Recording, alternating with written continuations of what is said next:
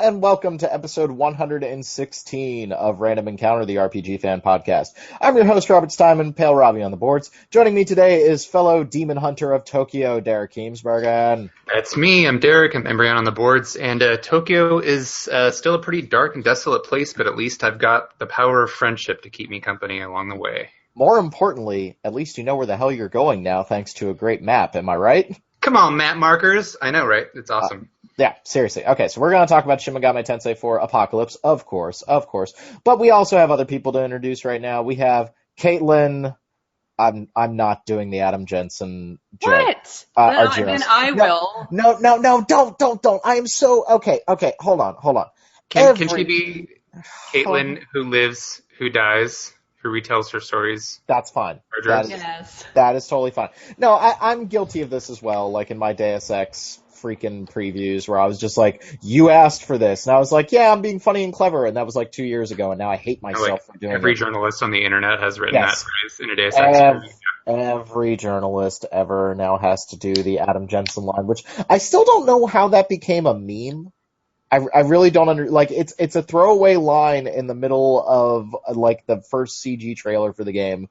How did that become how did the Arthur Finch fist clench from a PBS show like become a thing? Like, it's in Human Revolution. It's not just in a trailer. Yeah, but like he said, it's not like he goes around like every other like. It's not like his catchphrase like "wubba lubba dub dub" or something like that. Like it's just like. Well, that's not my catchphrase. That would be interesting. Okay, apparently nobody here watches Rick and Morty, and I am now horrified to be with all of you. Hey, we watched it together. I do. Okay. You and I were in the same bed when we watched it, Rob. Okay. It's okay. You like Elysium. I'm also horrified. Oh. All right. Okay, I deserve that. All right. Moving along. We have Michael Draque Solose. Yep, that's me. I'm playing Dorakue 7 right now, so I'm living up to that title, I guess. Are you really playing it right now? Mm-hmm. God, I love you. I need to start playing it. I want to hear the music. Turn it up. Turn it up. Okay, that's exactly what I expected to hear. It's so whimsical. All right, volume down. How can you not smile with Dragon Quest? That's like straight out of The Price is Right. Oh, wow. Oh, all right, just... Okay. And then we also have newcomer to the podcast who is also playing Dragon Quest VII and has the most JRPG-ass sounding name in existence. We have Nick Ransbottom. Hello, it's nice to be here. Cool. You excited to be on the show for the first time?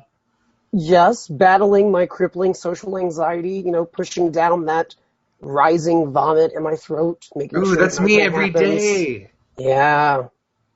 I have to explain to my students, like, I have a natural stutter. I do. And so, like, I have to think constantly about what I'm saying. They're like, oh my God, I can't believe you get up and teach us every day. I'm like, yeah, I wasn't, like, born like this. It's something you kind of have to work on. So, like, again, one of the reasons we do the podcast here on the Quiet Storm. Far more loquacious these days. I do what I can. So, speaking of loquacious and cyber implants, I guess, let's talk about Deus Ex. I'm not the master of the segue over here or something, okay?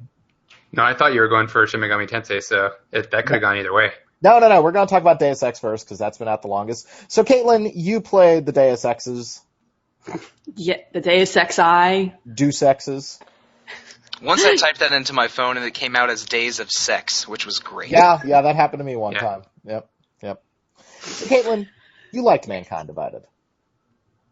I did, but it's a qualified like. It's still overall a very good game, but it has one glaring problem that is kind of hard to overlook for an RPG. But let me get into it. I'm actually going to borrow your compliment sandwich. Ooh, from excellent. From episodes before, because I think it's a good way to tackle this game. Start with the good, talk about some of the bad, and then go, end strong. So on the good side, very much needed graphical update. I remember playing Human Revolution for Retro and thinking, wow, this game looks a lot worse than I remember it. It really, the art style has always been great, and the art style is still great in Mankind Divided, but it really needed that little boost coming to the current gen consoles. Everything looks pretty. Prague is a beautiful mixture of classical sort of Baroque design and sci-fi elements. You have these giant structures that are covering the rivers that are the river that's in Prague. That's sort of a stark contrast to the more sort of traditional buildings you're walking around. And so graphically, it's all good. The characters look better, qualified better. Jensen looks better than pretty much anyone else in the game, but that makes sense since you're staring at his grizzled maw. He looks especially better in that shower scene towards the beginning. Okay. Yes. This was a debate on the Giant Bombcast. Is his ass metal? I thought it was only his legs. They never show you. Great question. Yeah. I also had that query of where does it cut off? Yeah, is it his upper thighs? And if it is his actual bottom, does that mean he has a cybernetic sphincter? What's going? Well, he definitely has a cybernetic spine to support all of that force. Do you think a cybernetic sphincter would sound like an accordion? It'd be a little grindier, but yeah. I'm not. Why am I surprised that we got on this topic? I'm really sorry. Random Encounter, the RPG fan podcast. Sphincter Encounter, the cybernetic. No, absolutely not. Podcast.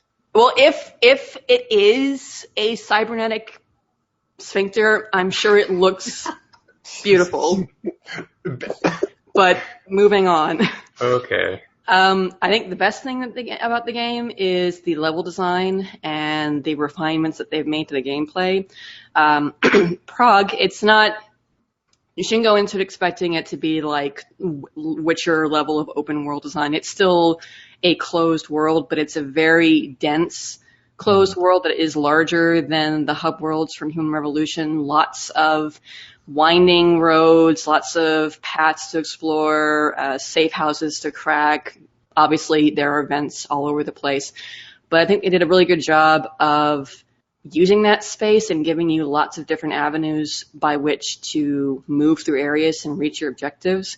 There's a place you go to midway through the game that was pretty impressive from a visual standpoint, but also just from a standpoint of how many different routes you could take and how you could sort of mix and match. Take this vent and then maybe jump over this building here and climb up a ladder there, take an elevator there, and they all worked well and organically, and it was really an impressive standout moment of the game. And then, I mean, the gameplay is, they haven't changed the basic format, the basic, Deus Ex structure from Human Revolution. You can shoot your way through, you can hack your way through, you can stealth your way through. But they've made so many little tiny improvements that make everything feel better. I actually think one of the best improvements was the changes they made to the control scheme, which takes a little bit of getting used to, but it makes such a huge difference to have more like traditional FPS controls than the weirdness that Human Revolution had with how you had to go into iron sights and whatnot. So Can I jump in real quick, because I find this interesting, because I think Derek actually started playing Mankind Divided before I did. And the text messages I started getting of just oh dear God, this control scheme, why is this happening? Caitlin, did you use the control scheme that started with the game? Did you change it? I used the quote-unquote Mankind Divided control scheme from start to finish. Okay. So, and I mean, it took me, I don't know, maybe a half an hour or so through the prologue mission to get used to how they remapped a few things compared to Human Revolution. But once I did, I think the most awkward thing about the control scheme is how they have you holster your weapon, which is a little weird sometimes. I hated having to manually get up from a crouch every time I went into cover. I mean, I don't know. I think maybe I just wasn't in the right mindset when I played it, because I felt like something like Mass Effect I found so much more intuitive, and I don't play a ton of shooters, like with the exception of Overwatch, which pretty much everybody plays Overwatch if you like shooters. And I know that Deus Ex is not like strictly a shooter. It obviously has enough RPG elements for us to consider it a worthy topic of discussion and critique on our website. It's just I think that it does have sort of FPS trappings, and I think that for me, the default control scheme didn't really lend itself to like intuitive play. And I tried fiddling with different ones. I found eventually that the shooter control scheme was the easiest for me to deal with. But man, it took some serious adjustment. And like usually control schemes, I think controls aren't something that I normally battle with. If anything, I mean, there can be a learning curve, but this is the first game I played in years where I sat down and I was just like, I cannot get a grip on this, and it's making me furious. So now I know how Rob feels. That anger is important. I'm playing on PC, and I was able to completely remap the controls, which made life great for me. Like, I have a mouse that has like 4 additional buttons, and so I was able to put all the hotkeys on there for all my abilities. I will say that the PC version has gotten a lot of hate, and here a month after release, I'm still kind of disappointed with it. The load times are absolutely atrocious on PC if you're not running from a solid-state drive. Like, we're talking 2 to 3 minutes to get into Prague the first time you boot the game up. Like, that's unreasonable. Like, that has not been my experience on PS4.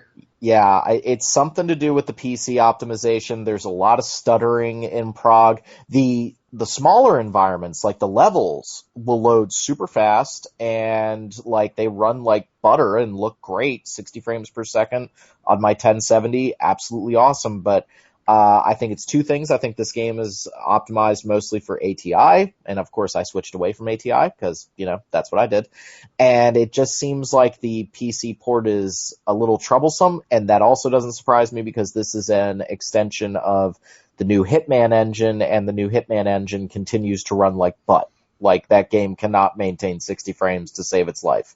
So I felt like the game, it feels a little rickety to me. Like, I'm kind of surprised how it controls. Like, it asks you to platform sometimes, and it really doesn't pull that off nearly as smoothly as Dishonored.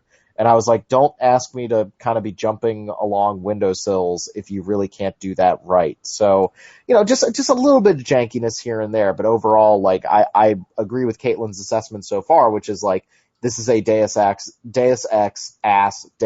game. I'm never going to be able to say that 3 times fast. But, like, it's a Deus Ex game. They give you lots of different ways to go about your task, lots of different ways to get in and out of buildings. The hacking minigame is still fun. Like, all of that's good. Now I think we're moving on to the fun part of the compliment sandwich. Which is the problems. Yeah. Yes. The easy problem is that the animations are still bad. That's so weird, yeah. Not like the worst thing ever, because that's Human Revolution's animations. They're not quite that bad, but they're still so incredibly stiff, and they improved camera angles a little bit, but you're still sometimes looking at Jensen or this random character making, the same movement that they were a few lines ago, and you're just like, come on, really? And the cut to black whenever you do a melee takedown is still like... That doesn't bother me nearly as much, but... It just feels weird. Like, it's one of those things where, like, if you told me that this game was an expansion to Human Revolution, I would believe you. Mm-hmm. Like it feels like the exact same engine. It feels like I'm doing the exact same things. Just with a nicer coat of paint, yeah. Yeah, like, and I'm not bummed out by that, but what kept ringing in my head over and over again was our argument this time last year with Fallout 4, where I'm like, okay, I've played a lot of these Bethesda RPGs. This is another one of those with barely any improvements. I'm tired of this. What I texted to Caitlin when she was playing Mankind Divided for review was, if they did like 2 more of these games, I'd be very upset. Like 2 more of these exact style games. But since this is like one of the only immersive role-playing first-person games out there, with the exception of probably Dishonored, which we don't cover, and I love that game, very much looking forward to 2, if there were more Deus Ex games being released in rapid succession, I would probably be just as tired of them. But since it's been, 4 years since the last one? 5 years since the last one. 5 years. It was Yeah, 2011. Jesus. Yeah. I was single, ladies. Every girl in the world just went, oh, thank God he's taken. Oh, jeez. But you guys can laugh at that instead of just leaving it hanging. I'm silently chuckling. Making me feel horrible about myself over here. I almost did a cricket whistle after that. but Thank you for not doing You that. don't need me to help you feel horrible about yourself, bro. But if this game, if I was getting a Deus Ex game every year, I think that Assassin's Creed thing would start to slip in pretty fast. Does that make sense? Yeah. Yeah. Okay. So my biggest issue with the game, and the thing that I docked the most in my review, was the story. And this is a little complicated. I want to stress that it's not bad. Nothing about the story itself is starkly super bad. It's a competent story that has a start, middle, and an end. But in comparison to Human Revolution, it feels like a letdown. Human Revolution was brilliant in the fact that it was a gray story. You had all these different viewpoints about whether augmentation was a good or bad thing, and you were allowed to pick your response. Jensen could have he could be pro, he could be neutral, he could be anti, and the endings, I know we all have problems with them, but sort of the brilliance of the endings was it carried on that theme of having the world and the game story be gray and letting you choose your narrative for the world, for the events at the end of the game.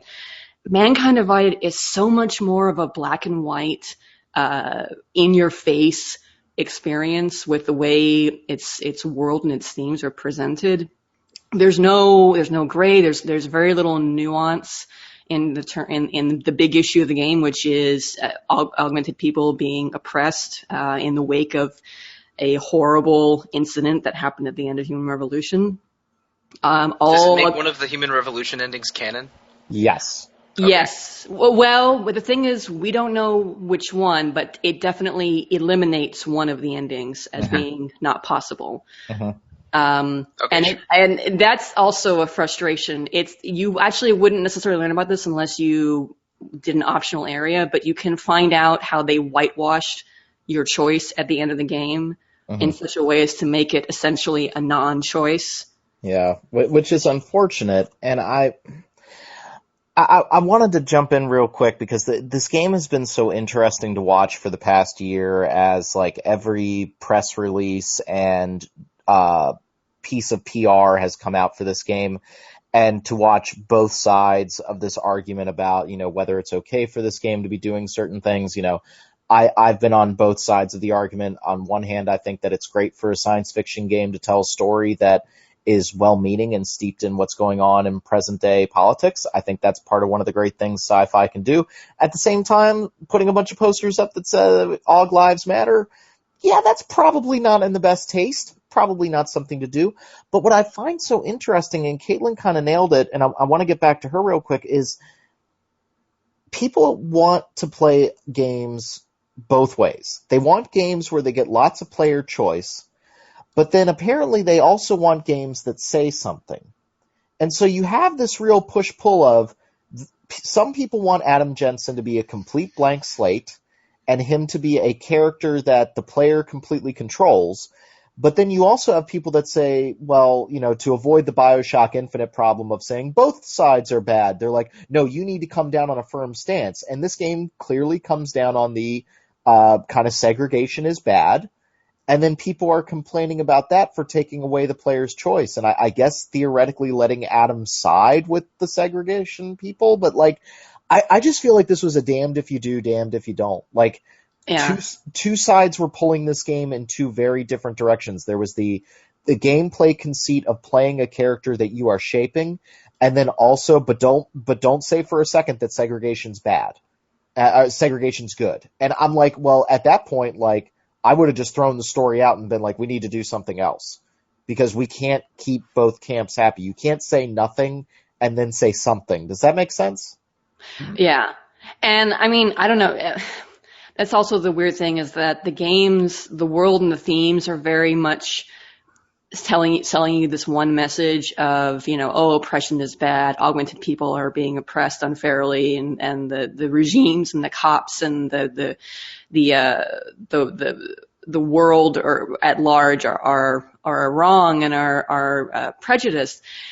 Jensen himself doesn't really get a lot of opportunity to comment on that. You have maybe a few different places where a character asks you how you feel, and you can make a statement.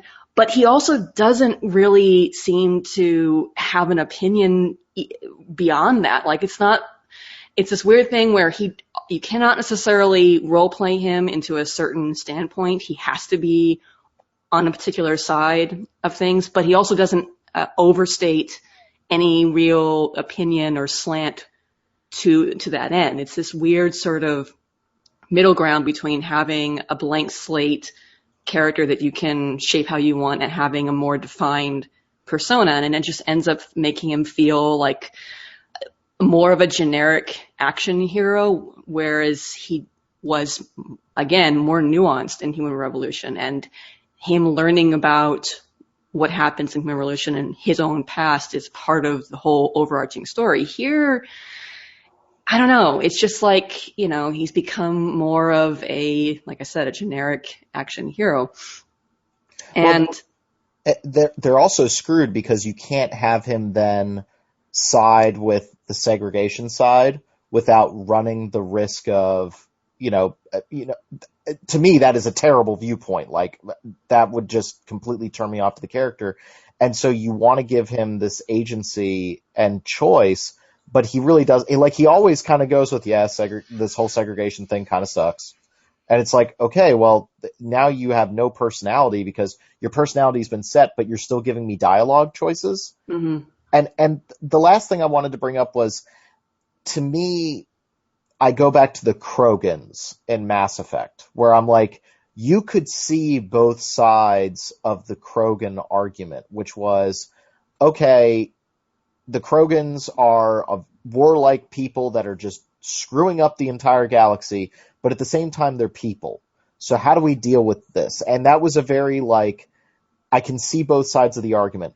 In Mankind Divided, I can see a little bit of the segregation argument because this horrible event happened that made all the Aug people go crazy, and that does shift. I don't like the argument that's being used over and over again of they chose to get augmentations. Yeah, but they also didn't ask for this horrible thing to happen that made every augmented person in the world suddenly put into a box of, you might go nuts any minute and start killing people. So I think there's a little nuance there that was lost in some of the arguments that were made against this game, but I also don't think the writing was clever or good enough to give the segregation side more ammunition than that.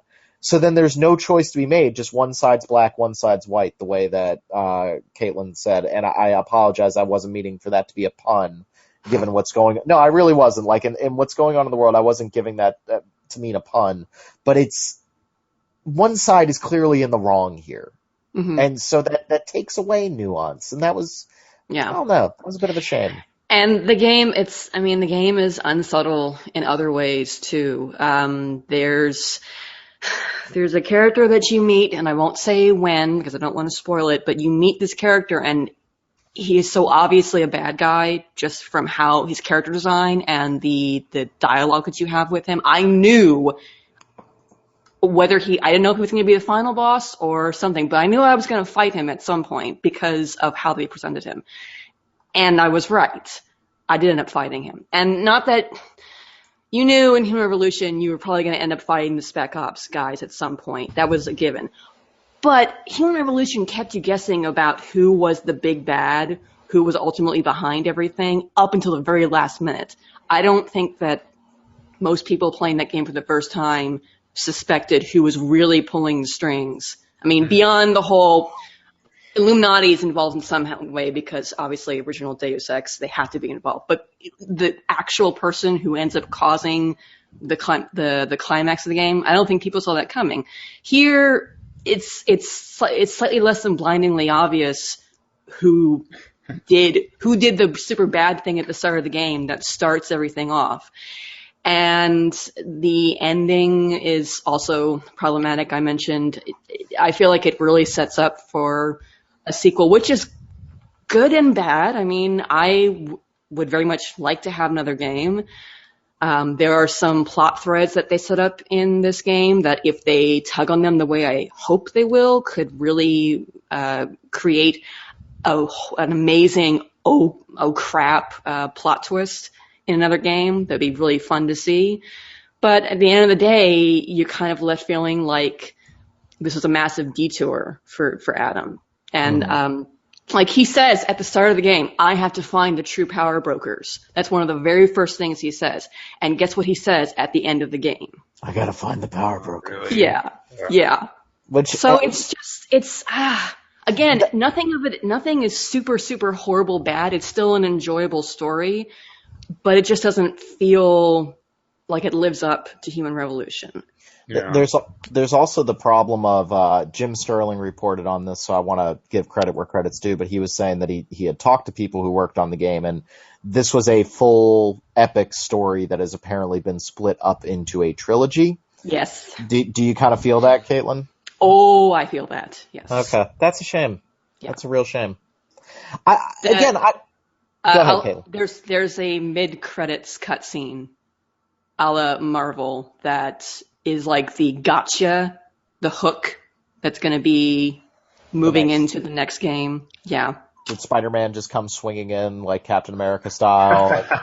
Sadly, was not that good. Yeah, I'm really digging this game. I want to get back into it. I played it a little bit this afternoon and remembered I have no idea how to control this anymore. And like, I'm going to have to get over that hump that happens when you don't play a game for like a month. I liked what I was playing, but I will say that I watched a 2-minute video of Dishonored 2 the other day, and I feel bad for the Deus Ex guys.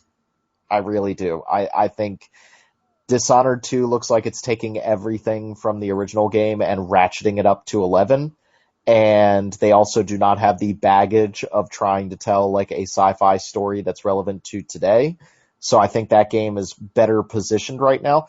Mankind Divided is a very fun game, but I probably would have said that if it came out 2 years after the original, and this game does not feel like it was 5 years in the making, if that makes sense. Still much better than Thief. Dear God, this game is better than Thief, and that That's makes setting a low bar, though. Thief was terrible, but like this game is doing some really smart things. It's some of the best stealth, Metal Gear style stealth action that's been available in a long time. Very, very fun, good sense of awareness. I enjoy it, but it's kind of the same goddamn game in a lot of ways. It's got the same hacking minigame. It's got the same interface. Like, that's what I was telling people when I started playing it. This is basically just a prettier Human Revolution.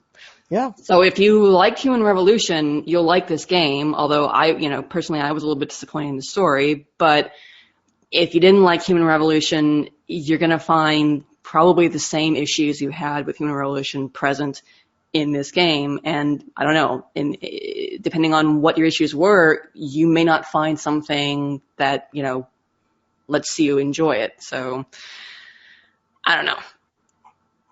Yep. I'm looking forward to finishing it. I will probably have more complete thoughts in due time, but there's also Breach.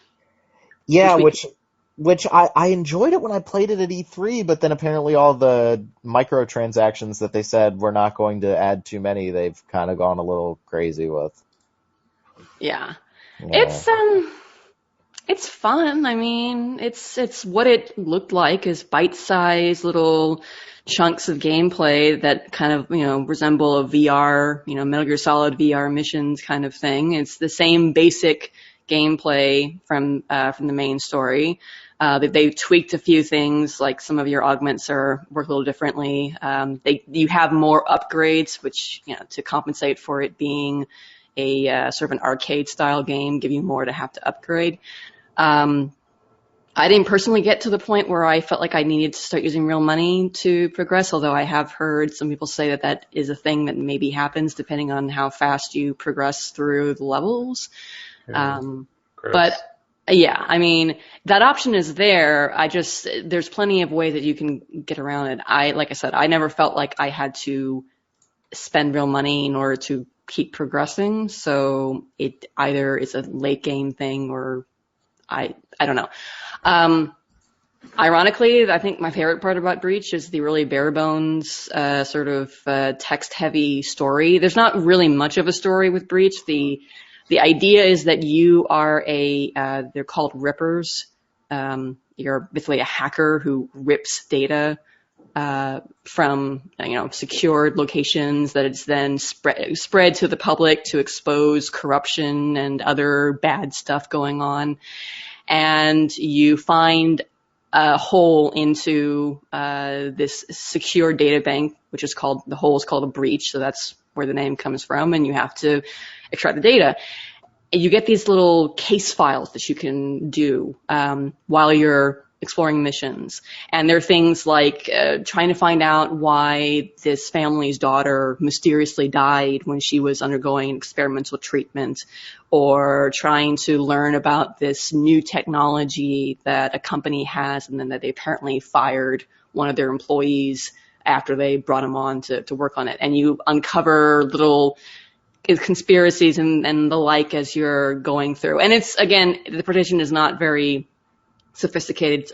It's reading documents and engaging in text chat with some of your support crew, which, I mean, it's kind of a neat little thing that the main game added in too, where you can occasionally chat with people. There's some minor dialogue choices you can make. Oh, I loved those sections. I did a couple of those, and I want more of that.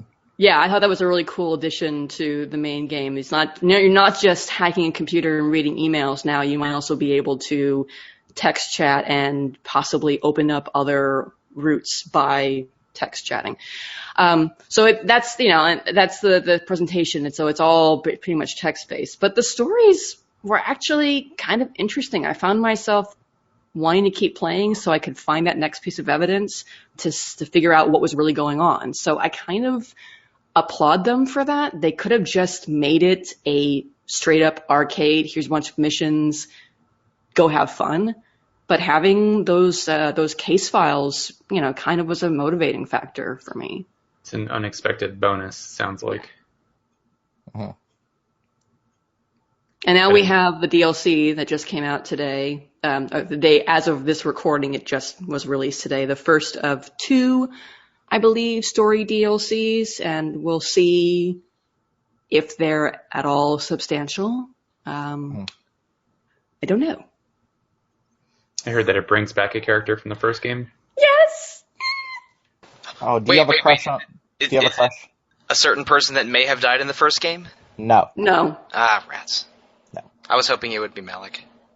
I was hoping that too, although Eidos Montreal, next DLC, do it. Do it. Bring back Farida. Yes.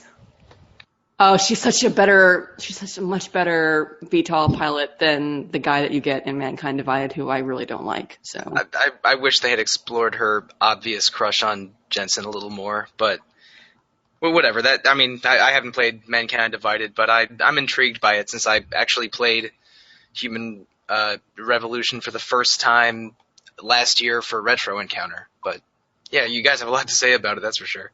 Yeah. Well, we will leave Adam Jensen behind to continue dividing mankind. Let's go to post-apocalyptic Tokyo with Shin Megami Tensei 4 Apocalypse. Derek, you and I are playing this. Yeah. Yeah. Apocalypse. It's pretty Thanks for good. that.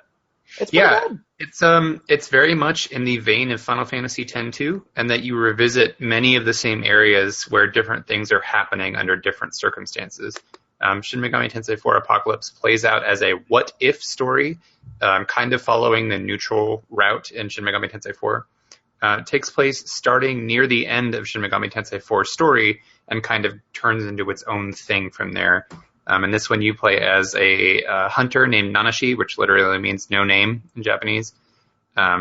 He's a kid who was orphaned, and he wants to basically be a hunter so that he can help the other people in Tokyo survive. He does stuff like scavenge for food and old junk that he can sell. So pretty early in the game, Nanashi's hanging with his friend, Asahi, and his couple of mentors when he gets attacked and killed by a demon. This is not spoilery, as Atlas has like said it a million times, and it happens in like the first hour of the game. So you die, and you're revived by this demon named Dagda, and he wants to use you as a pawn in some kind of scheme to kind of like remake the universe, as far as I can tell. Real quick, Dagda is the mother effing man. I love Dagda. He is just, his voice acting is incredible. Is that Irish or Scottish? I believe it's slightly Scottish. No, I guess it would be Irish. I guess it's more Irish. But he is a Scottish deity, I'm pretty sure. But whatever. He's awesome. I love him. He is absolutely fantastic, and I just love his like just complete, just fed up with reality. Like that is just his like his characterization is, I'm done with this. I am absolutely done with it. Yeah. If you played Shin Megami Tensei 4, you may remember that the main character Flynn had his gauntlet that he used to summon demons. Within that was an AI named Burroughs, who was sort of like your navigator. In this game, Dagda takes the place of the navigator. So sometimes when you bring up your menu, your character will look into his little smartphone and say, Dagda! So this game, like I was saying, it's structurally very similar to Shin Megami Tensei 4. It has some improvements for sure. One of the biggest things that we already drew attention to is the fact that the overworld map is not a total cluster screw of nothingness. Yep. You can actually see where you're going. Places are labeled. It's nice. It's still got the classic Shin Megami Tensei, not Persona, but like Shin Megami Tensei map system where you're just you almost look like a chess piece. Yeah. You're just wandering, like very, very minimal detail wandering around, which is cool. I think it kind of makes a big scale. The map feels expansive. It feels like Tokyo is actually that large of a place when you're wandering around as this tiny little dot on it. So, because Apocalypse is sort of iterative, it doesn't have, it's not totally revolutionary. It's not like a brand new game from top to bottom. What it does do is sort of create the game that Shin Megami Tensei 4 could have been in terms of gameplay while fleshing out the story. Because one of the things that I love Shin Megami Tensei 4, but one of the things that I didn't like about it was that the story is kind of minimalistic and not in the way that Nocturne was, because I feel like, I know that, Rob, you're not a huge fan of Nocturne, but... okay, so you're right. I think Nocturne, I said this to a friend the other day, so Derek, please forgive me. Nocturne's storytelling technique is very Dark Souls. It was Dark Souls before Dark Souls, like not telling you everything that's going on. It's very minimalistic, but also very subtle in how it was told. I liked that aspect of Nocturne. What I didn't like was getting my teeth kicked in over and over again, and also the brutal nature of the demon fusing, which Shin Megami Tensei 4 went a long way to kind of mitigate. Mm-hmm. So Shin Megami Tensei 4, one of the things that it had this story that was pretty easy to follow and not very ambiguous, but at the same time, a lot of the characters didn't get a ton of development. Like the people who are ostensibly your party members in Shin Megami Tensei 4, the other samurai, are just kind of there, and they're a little flat.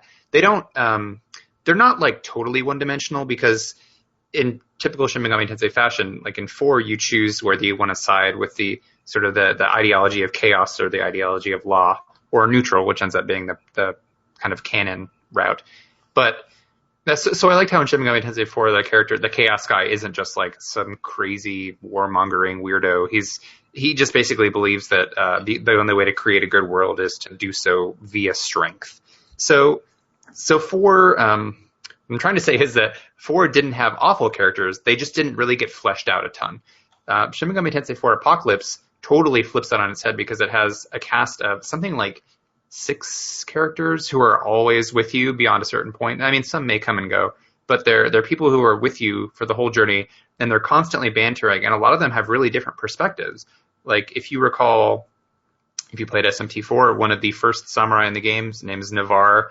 He's kind of this like schleppy, totally high up his own ass guy who thinks that he's better than everybody else. And he dies a really inglorious death off screen and is never really heard from again. In Shin Megami Tensei 4 Apocalypse, he's back as a ghost who haunts the main character, and he's one of your party members. So it's cool to see him, because I didn't really think much of him in the first game because there wasn't much to him. And then here he is now as this fully fleshed out character who's constantly commenting on whatever the events are at hand. So it very much takes inspiration from the Persona line of games, in that it has this like an increased focus on cast and characterization. It's also really cool because the cast of Shin Megami Tensei 4 is still in the game, and now they're kind of like down to earth nature as the straight man characters to like your cast of crazy people, like Crazy People Misfits. That now works really well. Yeah, it does.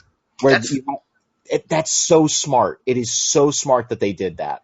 That almost feels like Persona 2 Eternal Punishment to me, because in Persona 1 your cast is this reporter and 4 high school students, and then in the Eternal Punishment, the follow-up in a sort of alternate version of the first game, your cast is that reporter, but 3 NPCs that were sort of there in Persona 1 in the first one, but are now your characters, and the high schoolers from Persona 2.1 are sitting around in the world. That's a neat interpretation. Yeah. I really like it. That's a great point, Rob, about them playing it as sort of like the straight counterpart. Now I haven't played SMT4 or Apocalypse, obviously. Would you, if going in cold, would you recommend I go straight to Apocalypse, or do 4 first? No, I do 4 first. And then Apocalypse if I like 4? I know they've marketed this game as saying you can play it if you're a newcomer, and technically you can, because the whole idea of a post-apocalyptic Tokyo is pretty easy to understand. But then, like, the Eastern Kingdom of Mikado is going to completely, like, throw you for a loop. The main antagonists for Shin Megami Tensei 4 show up. You're going to have no idea what their point is. You need to play 4 before you play Apocalypse. I really don't care how much marketing material they put out there. I follow on Twitter, so I've gotten some of that. Yeah, I don't. That's nice for them to say that, but I think you need to play the original. Like, but they're full of it. No, no, it's not full of it. I think that they're not. I would take a step back and realize that a lot of people are going to have very serious questions about who people are, and you're also going to miss out on all those great connections. Like, you're going to miss all that stuff. Yeah, it's kind of like somebody was asking me recently. They were like, "Oh, I want to play a Persona game, but all I have is a 3DS. Can I play Persona Q?" And I was like, "Well, you could, but I wouldn't really recommend it, because you're going to have all these personalities thrown at you with no actual development up to the point where they are currently behaving. And even then, I think Persona Q totally butchers the shit out of all the characters from Persona 3 and 4, but that's neither here nor there. So Apocalypse, I know we're taking a lot of time talking about each game today, and we have plenty to talk about. So a couple other things about Apocalypse. I know Rob is going to touch on something in just a minute with the balance of the game. But the partner system, because there is a cast of colorful characters in this one, you can actually select one to act as a partner, like as a 5th party member. Normally you just have yourself and your 3 demons with you, but you can have a partner now, and the partners have their own AI pattern depending on each person. So Asahi, the first character, your childhood friend, her thing is she heals. So she can heal you at the end of your turn automatically. And it's really nice to just have like that little extra bit of cushioning, I think helps make the game feel a little bit more fair, especially because I in Shin Megami Tensei games, I'll often get down to a point where it's like, oh, I'm about to die, and one heal could be the difference between me winning this battle and losing, and so it's nice to have a partner that can jump in and do that. That being said, the AI is not perfect or anything like that, but it's cool to have a variety of options available to you, and it kind of fosters a stronger bond. Yeah, I'm like, Navarre, you've already used doping. Please stop doing it over and over again. Like, yeah. So the partner system's cool. Rob, what do you think about the way the game is balanced? I caught some here we before go. we started recording. Oh dear. Brace yourselves. Well, it's not brace yourself. It is. I don't know if my review will be out in time for the podcast going up. We're going to try to have a quick turnaround time here. I was ready 35 hours into this game to say it was my game of the year. I was having an absolute blast with it. Yes, I forgot about Shiren the Wanderer. I started playing this. I was in love with the cast. I was in love with the characters. The game is challenging, but very fair. Like, it will kick your teeth in. You will die in a random encounter if you're not careful. But it's just so fair, and you're always playing off the weaknesses of the enemies. I was just having a ball with it. Then something changed. Around the time you can get the first set of endings in the game, I'm using air quotes right now, the first time you can make a choice and end the game abruptly, please do it. Because what follows is a 10-hour slog where all the good things we just brought up about characterization, story, and fun gameplay is just gone. Like, you are now in two super linear, somehow linear because that last dungeon is a train wreck, but it's still linear in how you need to progress through it. Two super linear, dull, boring, monotonous dungeons. The bosses start to do the SMT thing that I thought we were over, where if you do certain skill combinations to try to put yourself at a tactical advantage, they just start hitting you with almighty spells to kill you super fast. So you have to play the game the way it wants you to. The difficulty spike at the end of this game is just unnecessary. I have serious questions about how many people were able to beat this game for review without turning it down to easy, because it's unreasonable. Not even just the turning it down to easy, just the length. Because I know that the review embargo for this game went up about 4 or 5 days before it came out, and there were reviews up, that day, and I was like, you guys, we only got review copies a week ago. Right? Yeah, I mean, and some people, I get it. It's some possible, of freelancers course.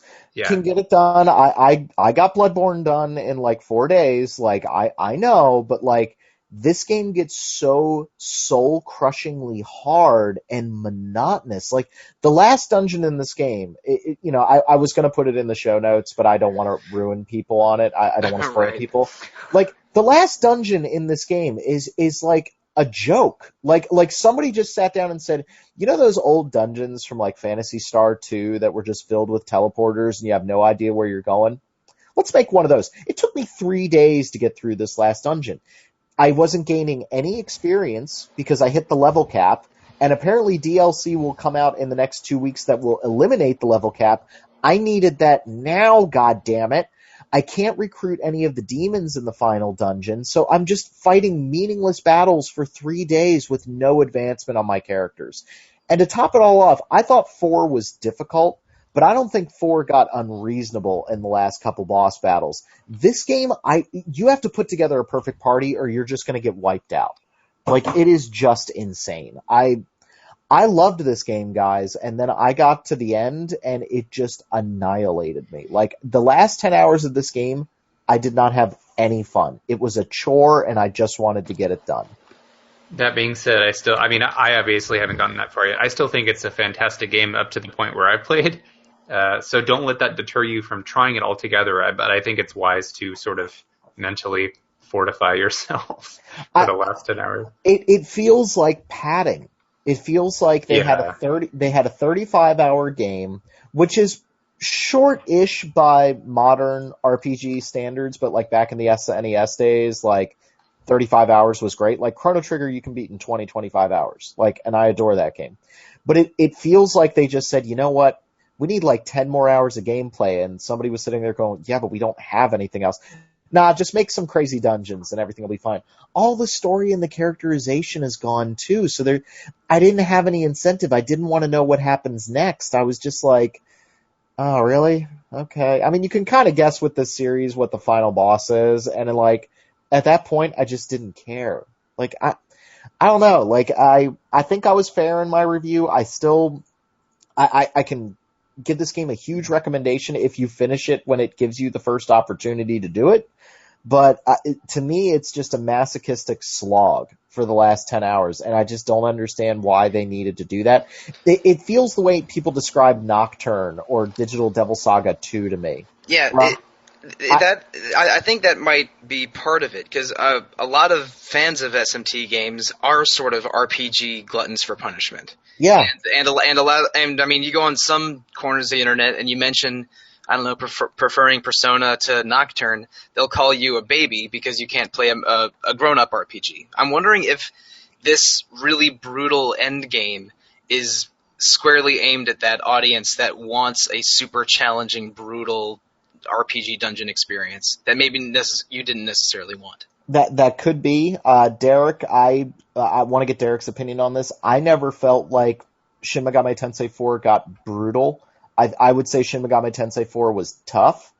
Like, tough but very fair. Yeah, I mean, it was hard, but I got to a point. Like, I had enough options available to me at any given time that I didn't, feel totally stuck. At least not towards the end. Like towards the end of 4, I feel like it got easier as you went because you got more and more powerful abilities. I will be very interested. Derek, I cannot wait to have you back on this show for our next episode. No, because I want to. This is one of those moments where, like, am I the complete outlier on this? Like, am I the one who was like putting up their hand saying that this was really hard, and I am just completely wrong? Yeah, I'm trying to remember. Jackie's in the room with me right now, but there was something that I was mentioning, like a game or a movie, where I was like, oh, it was Fallout, where I said like Fallout 4, like I was pretty critical on that game when it came out, and like 6 months later people are saying, yeah, it wasn't really all that good and didn't really expand it. I'm sitting there going, yeah, but there were a bunch of 9s and 10s saying that this was the greatest thing since sliced bread. Like, that makes you feel like you're on an island, but then, internet being what it is, it kind of turns around, and I don't know, maybe I'm completely in the wrong here, but I will be interested to get another opinion. I have seen the maps for that dungeon. I went on to a Japanese wiki and looked them up, and I was like, Jesus. 3 days. Why? 3 days with that dungeon. Like, I did not enjoy any of that final dungeon. And I know there's Jackie's shaking her head at me right now because... I did not enjoy it for you. No, she had to deal with some swearing. Maybe it would have taken you less than 3 days if you were actually physically trapped in that dungeon. Maybe. But like, and what also sucks is there's some really good armor in that dungeon, and I have no idea where it is because I can't speak Japanese. Oh, and know what? I just don't care. I need to ask you a question really quick. How did you build your character?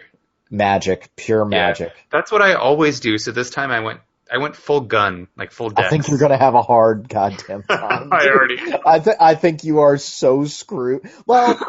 You get so this is the other thing, like, so the whole game is built around taking advantages of weaknesses and stuff, but eventually your characters and the bosses just gain the ability to pierce through any resistances that you might have. So that just throws all of the like planning out the window. It's like, well, this guy's going to hit me with fire attacks that pierce through me no matter what. So it doesn't matter that I bring a demon that is resistant to fire. It doesn't matter. Like, that really, that felt cheap. And I know people complained in 4, and maybe this gets to what Mike was saying about the artificial difficulty and making it, really, really tough. I know people complained in 4 because if you went with null physical and null magical, like, debuffs or buffs on all your characters, you could basically win every fight in the game. Like, the second you got those 2 skills, the game was basically over with the exception of, like, 1 or 2 bosses. This feels like they directly tried to address that, but then it makes those skills useless after a certain point in the game, and that really sucks if you've been building that way. Like, I don't know what's going to happen to you, Derek. Maybe you'll run over this game and just be like, wow, Rob is just, what a wuss. He can't handle this. I mean, I believe that it's hard. I just don't know if it's going to be experience. I don't think I can prepare you for how hard this got. I saw that image of the final dungeon because you shared it before we started recording, and I am perfectly willing to believe everything you say about this difficulty in the end game. Yeah, I think our jaws all dropped when we saw that. Yeah. And now imagine doing that without a map. How? So you don't get a mini-map on the bottom screen or anything? You get a mini-map, but you don't know where the teleporters go to. So you're basically doing it by memory and just process of elimination. So you have like a mini-map of the one room you're in or something? You have a mini-map that doesn't show you nearly enough of the map. You can kind of cycle around, but it comes down to process of elimination. Like, okay, goody. I didn't do this teleporter, so now I'm going to go over here. It just sucked. Like, did it get to the point where you had to like craft it out? No, I was able to kind of figure it out because it is still surprisingly linear. Like, there is one path through this dungeon. It's just a cacophony of go here, do this. Also keep in mind that map does not show all of the gates that you need to eliminate either, which you can only break from one side of the gate. So have fun with that to create shortcuts. It's just... there's probably somebody who is in the basement of their parents' house right now going, I have waited my entire life for a dungeon like that. And that's great, dude. I love you, and I am glad that you got the dungeon you want. Me, I did not sign up for this. Awfully pejorative, sir. No, but, like, I did not sign up for that. Like, the game had not done that. And so for it to come at, it would be like if Dark Souls all of a sudden threw a rhythm game in the middle of it. Like, I didn't sign up for that. I might like it in that case. Possibly. If it was like Crypt of the Necrodancer, I might be down with that. But like, it just feels so out of place, and it feels anachronistic considering how far this series has come to become approachable and still tough. I think, yeah. What about the ending after all that madness? Is there any worth or any redeeming factor of all that crap? The ending I got was friendship is magic. And that was cool, and I know you can get a much more like darker toned ending, which I wish I had gotten, but the fact was that the optional boss is to get that ending I could not beat. So I was like, wow, I really want to see that ending, but I guess I suck too much and I can't get it, so. Hey, at least the cast is pretty fun, and there's a there's a guy named Hallelujah. Yes, there is, and he's awesome. And there's also a Queen of the Fairies who blasts people with a shotgun. So She's again, awesome too. I don't want to attack this game. I really do love it, but I can't. It feels like another game got attached to it, and maybe that will make some people happy. But I think that if you've come to the Shin Megami Tensei series a little late, like I have, I think this game's epilogue is going to drive you up a wall. It is everything that intimidated the crap out of me when it came to Nocturne, ratcheted up to 11. I feel like I could beat Nocturne now.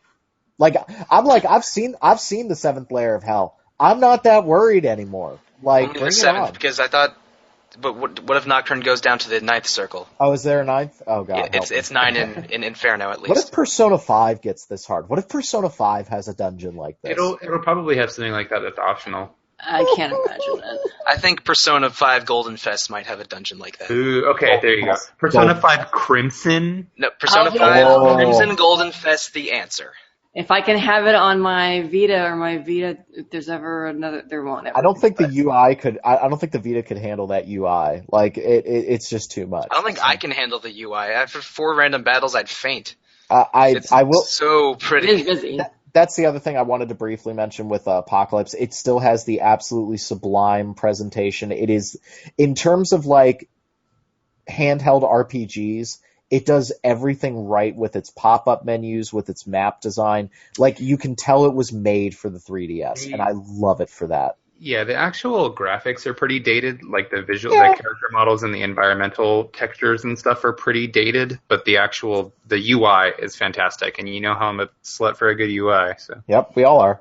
So I want to move away from Shin Megami Tensei 4, not just because I want to hear about Dragon Quest 7, but also because my wife was kind enough to bring me dinner downstairs so I could keep podcasting, and this pasta looks very, very good. So I am going to mute myself, not because I am not interested in Dragon Quest 7, but because we have two wonderful special snowflakes here to talk to us about it.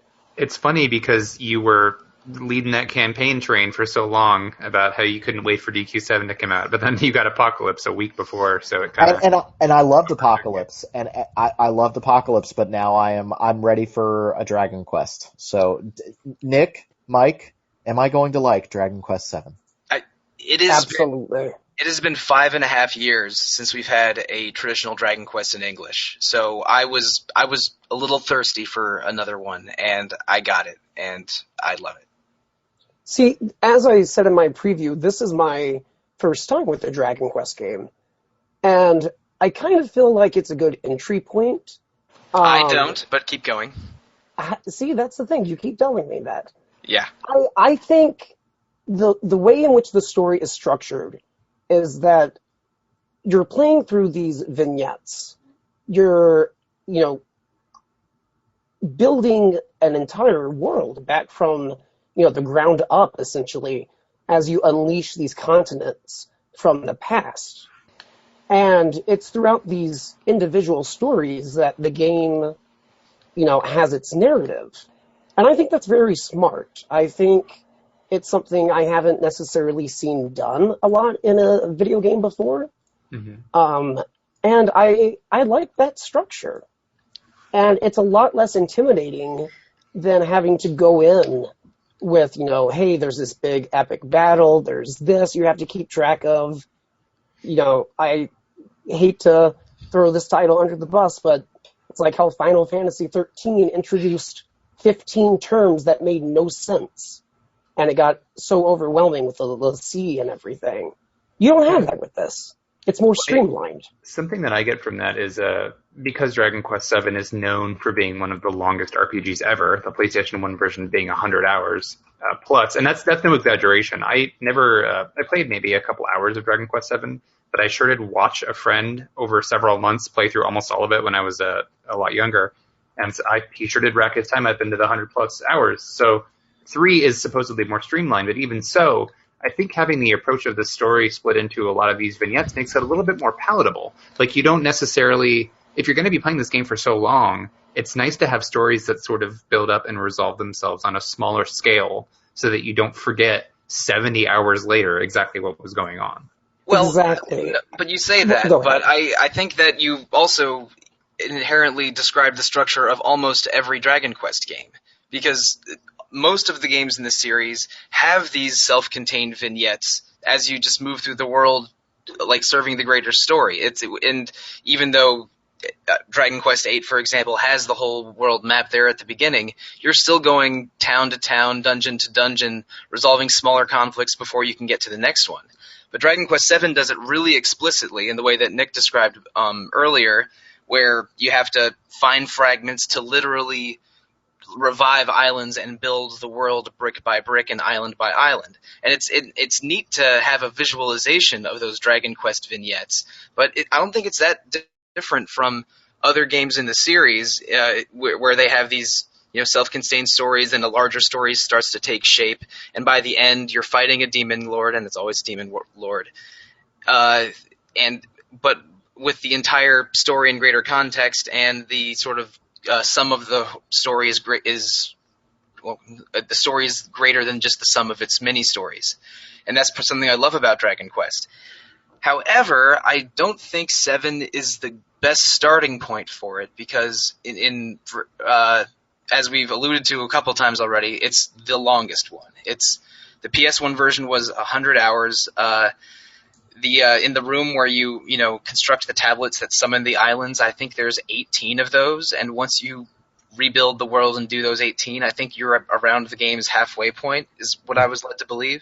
I should mention, I've played every Dragon Quest game except for 7 and 10, and I like Derek, I played the first few hours of the PS1 version before getting distracted by other games, so this is my first time playing 7, but I have played 1 through 6 and 8 and 9. But because 7 is so long and is a little more complex than other Dragon Quest games and has, I think, slightly more boring characters than a few other Dragon Quest games, I would not recommend it as a first entry. But if you like Dragon Quest, this is good Dragon Quest, and it is literally the most Dragon Quest, just by quantity alone. That's something I'm interested in hearing your thoughts on. Do you feel like it's overstaying its welcome? Because you and I are at around the same amount of hours in, and around the same part in the story. Yeah, I'm between 35 and 40 hours in. I'm at about 7? 41 already. Yeah, I'm a crazy person. I beat Bravely Second in a week. But yeah, I'm keep going. We're both around the 35, 40-ish hour mark, and I just finished the scenario in Rucker and Hubble. That's exactly where I am right now. Okay. Even with 41 hours in, I'm not disenchanted by the game at all. It's through the story system, through the vignettes, it's refreshing every time I go to a new island, to a new place in the past. I'm interested in what's going to go down, who I'm going to meet, the boss I'm going to battle. It doesn't feel repetitive, at least not as much as I thought it would. No, I'm not fatigued by it yet either. I mean, I have a little bit of tolerance for games like this, but the area to area, it is new and interesting and satisfying, and the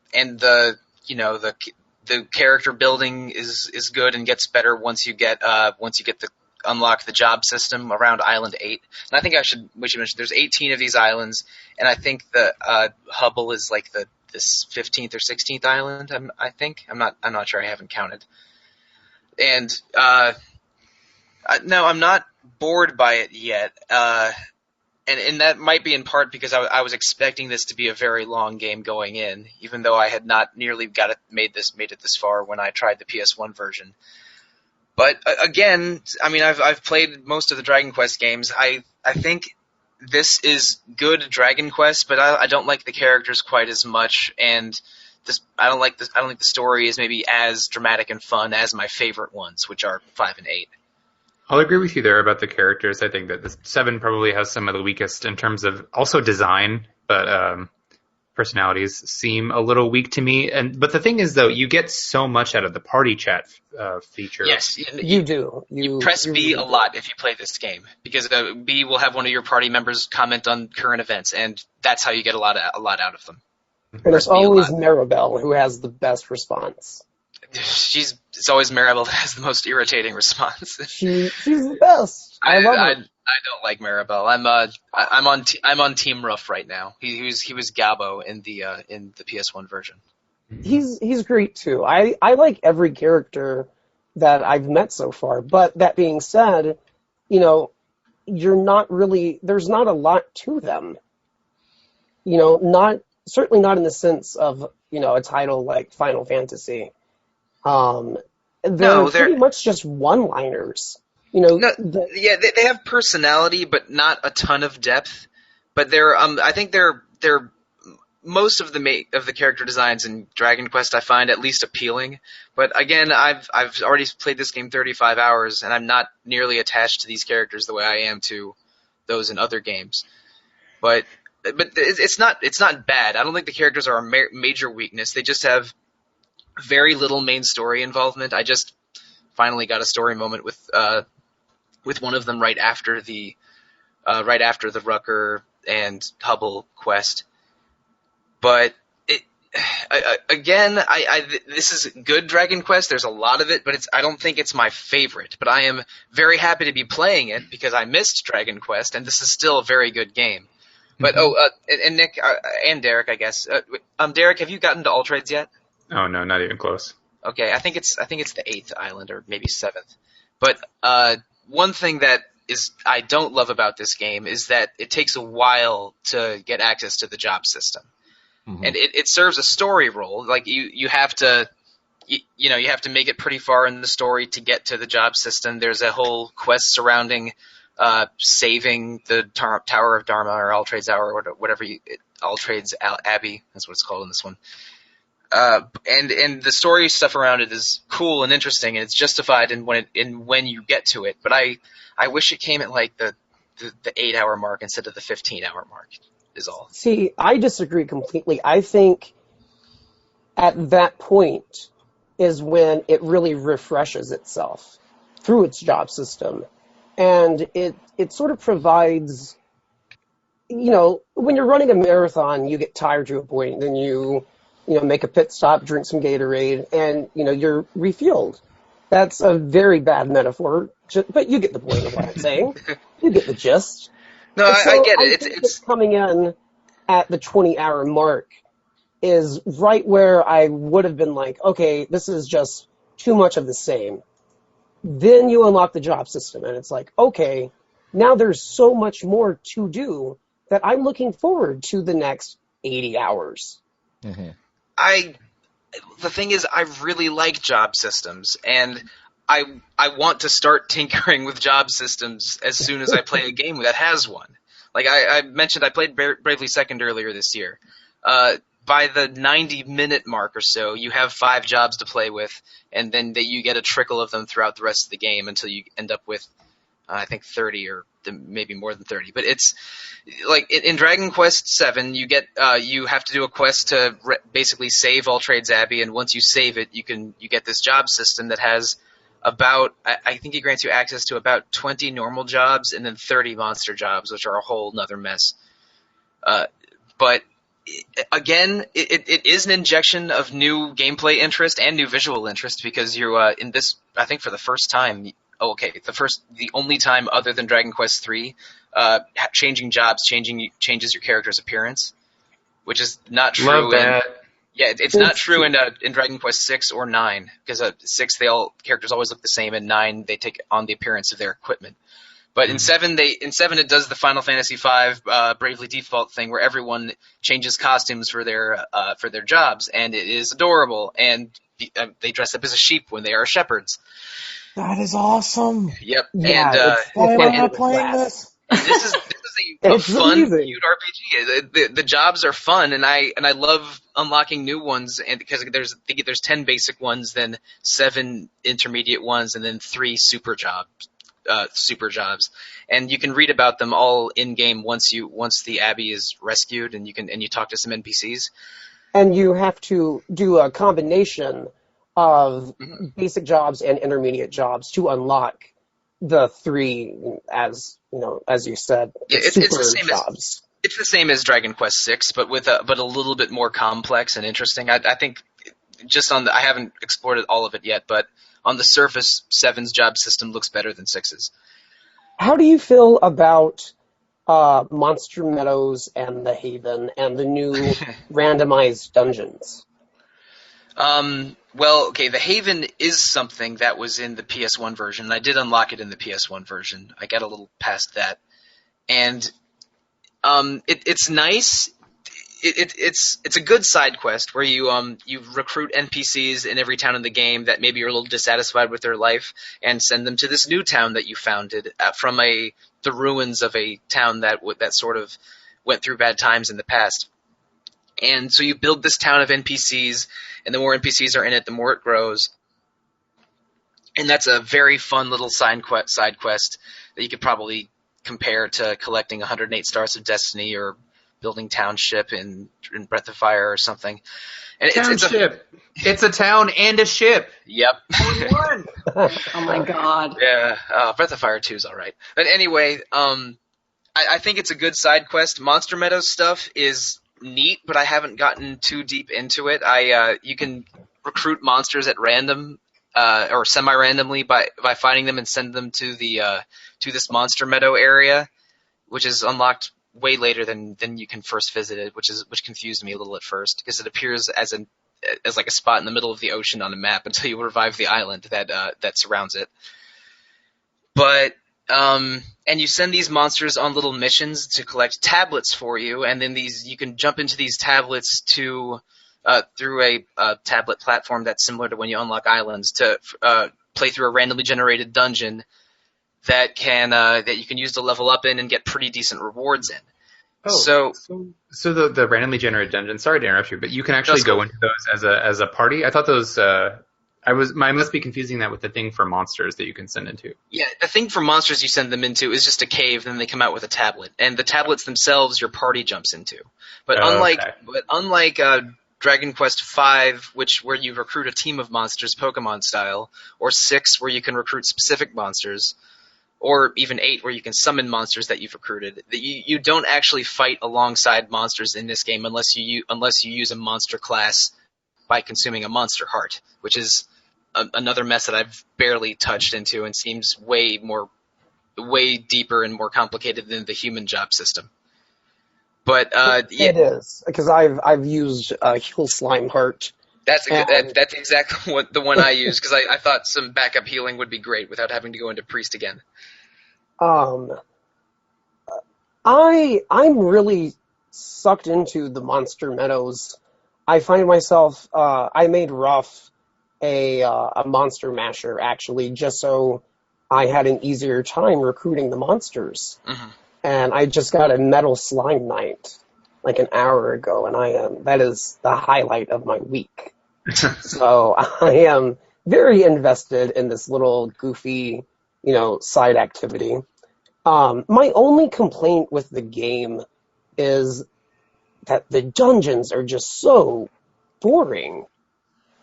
It's just a pathway, 2 stairs, and then you reach either the top or the bottom. Sometimes there's a side path that leads to a treasure chest. Right, exactly. But yeah, if the spectrum for dungeon complexity goes from, say, Quest 64 up to that final dungeon that was giving Rob conniptions, this is closer to the lower half of that spectrum. The Snapshots first is a great word. and last Quest 64 reference you'll hear always. Yes, we will. I promise to our listeners we will never do that again. I apologize already. I already regret mentioning that. But anyway, the dungeons are not terribly complex or interesting, and they use some of the same music that Dragon Quest has been using in dungeons for decades. But I don't think that's a problem. I mean, the fun of this game is more just seeing your characters grow and seeing and rebuilding the world piece by piece, and it gives you a very satisfying feeling of, just watching meters increase, I guess. But I'll agree. It's definitely more of a nitpick than an actual problem. yeah, no, I'm not going to defend the dungeons as being other than boring. If I have a nitpick, it's that the UI is dated as hell, especially if I'm playing, which I am. No cursor memory. Yeah, I'm There's playing some- Apocalypse and this side by side, and I'm going from super sleek UI, which I know they're like totally thematically different, but a really sleek modern UI to this like busted ass black and white Dragon Quest UI. It's like, damn. There's cursor memory for the final step when you finally sort into spell or ability and offensive, defensive, other, but that's still not. That's not great. There's a lot of modern amenities to combat that this game does not have. It does add something that was not in the PS1 version, I think, where you can use a menu option to find out where you are in the current story and a hint to what to do next, and also the location of the next fragments of tablets for islands to find. Glad you brought that up, because I was going to say that it's wonderful. It's quite helpful, and it doesn't totally give it away. It'll say something like, "Oh, go to this town in the present. It's in a building," instead of. But not having that would have made finding these fragments a nightmare. It literally would have changed how I view the game. I don't know exactly when it would have happened, but I would have hit a story roadblock where I had no idea what to do and would have to sheepishly ask on a forum where the next tablet was. But luckily that's not the case because they have this very neat fragment finder feature. And, you can just read a recap of the story in case, it's been a couple days since you've played and you don't really remember too much of what has happened. Just go back and refresh your memory. I think that's one of the reasons why, I'm maybe one of the only people on the podcast right now. I maybe am the only one who plays a lot of Western RPGs. And when I played... Caitlin does too. Oh, well, Caitlin... I do. Okay, then I was wrong. Robert, all of us play Western RPGs. I hate all of them. But what I mean is, in JRPGs, you typically don't have to worry about getting massively lost. It's usually a roundabout idea of which way you want to go. In Shin Megami Tensei 4, there was you need to talk to this one guy in this one building in this one area to keep the story going. That was absolute madness. In Divinity Original Sin, you can run into those same problems. And I think some people view the whole quest marker thing as a 4-letter word, and I don't think it is. I think that's okay to have it there. I also get the argument that in, Skyrim, you're just chasing that little arrow all over the place to keep the story going. I get that, but there is something to be said for some goddamn direction in a game. Please don't make me just, run around and have no idea where I'm going or what NPC I need to talk to keep the story going. I don't think there's anything wrong with that. I think maybe that plays in a little bit with some of the, this was for freaking casuals. And it's no, it's to make it pleasant. And it's to also make sure that I'm not spending hour after hour trying to find the one dude who's going to tell me where the magic flute is to continue this quest line. No, I think 1 or 2 Dragon Quest games literally have magic flutes. I am not surprised. And they aren't Mozart's magic flute either. But in this, it's not nearly as obnoxious as chasing around quest markers because, there isn't a quest marker, and it's just a menu option that you're perfectly welcome to ignore. Yeah. I think that's cool. That's a cool, middle ground, is if you can ignore it, or use it as much as you want. I think that's a really smart decision. That's probably the way it should be, so that way people can get as lost in a game as they want to be, or they can be led around because maybe they got things to do, maybe they have jobs, maybe they have lives. There's nothing wrong with that. Right now, my job is Gladiator on my main character, and Paladin on Ruff, and Sage on Sir Mervyn. I do want to say, too, that I honestly am getting the feeling that this could be my RPG of the year. It's really that good in my eyes. You played Sheeran the Wanderer. No, but if I he wanted did, he to wouldn't so pick it. badly. If he did, That wow, game is so my jam. I want that so badly. you should, and don't listen to a thing that heathen Derek Heemsberger tries to tell you. Like, Why would I ever listen to Derek? Like that's just Wow. Because he's smart and nice and insightful, and you he should does have listen to him. he does have a sultry voice. I mean, it's that's, easy to be. That's fair. It's easy Because to be. he loves illustrated. Falcom. I do. Falcom is love. Falcom is life. Oh. Yes. We all love Falcom though, so like he doesn't. You literally have never played an Derek East loves game. it more. I Doesn't have bought any you your competition, first guys. East game a few weeks ago. That's fair. I will not deny that. So Dragon Quest VII. It sounds like I'm going to like this game, but maybe it might be a little too much Dragon Quest. Which Rob, I understand. I will buy you a case of beer if you beat that game before I see you next. Okay, I was going to say, I will most likely beat it because I do very much enjoy beating video games, but I'm probably going to see you at MagFest. So I will think- buy you a case of beer anyway, Robert and Derek. Oh, thank you. Thank you. Cool. I'll take it. I appreciate I it. ain't buying y'all nothing. I'm All cheap. right. No, That's okay. Well, that is a lot, so you can share a case of beer. I have no taste for alcohol, so I won't get you anything because I don't know what to get. That's okay. Just all right. So I'll help you out. I will get paninis. Some chocolate blackberry nonsense. hmm Dragon Quest VII, I will play it. Yeah. It is a lot of Dragon Quest, but it is good lot of Dragon Do Quest. we just want to have that be the RPG fan review? Dragon Quest VII, Rob will play it. Well, I'm actually really I'm happy. done. That was my job. If you check on Amazon right now, it is apparently sold out for the next month, which is a really good sign. Because again, I think people need to. It sucks, but Square Enix is kind of holding this series hostage right now. Well, A little bit. sort of. It's a little weird. Square Enix is they let okay. Let me slow down. They published 4 and 5 on the DS years ago, but then sort of like waffled a little bit on publishing the others. So Nintendo ended up publishing 6, 9, and this one. Right. And so they're like Square Enix wants Dragon Quest to be successful, but they don't seem to want to put in a whole lot of money or effort into making it successful.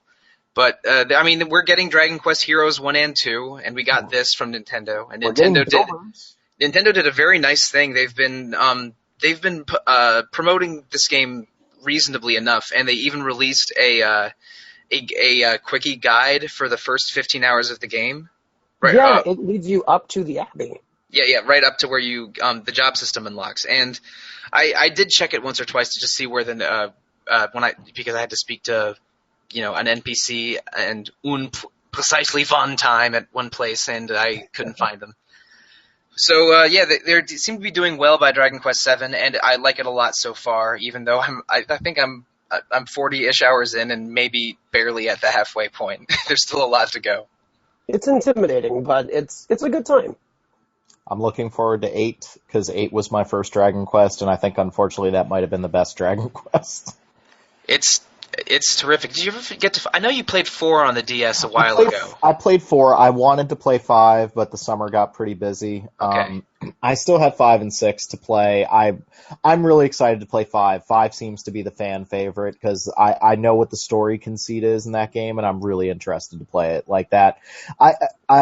I always bring him up, but it's because he's so dear to my heart. But like Steven was playing Phantasy Star 4 like a couple weeks ago, and he was like, "God, Rob, this is your game." And I'm like, "Yeah, I know. I like JRPGs that are no BS and have quick, awesome battle systems. Like that is what I want in a game."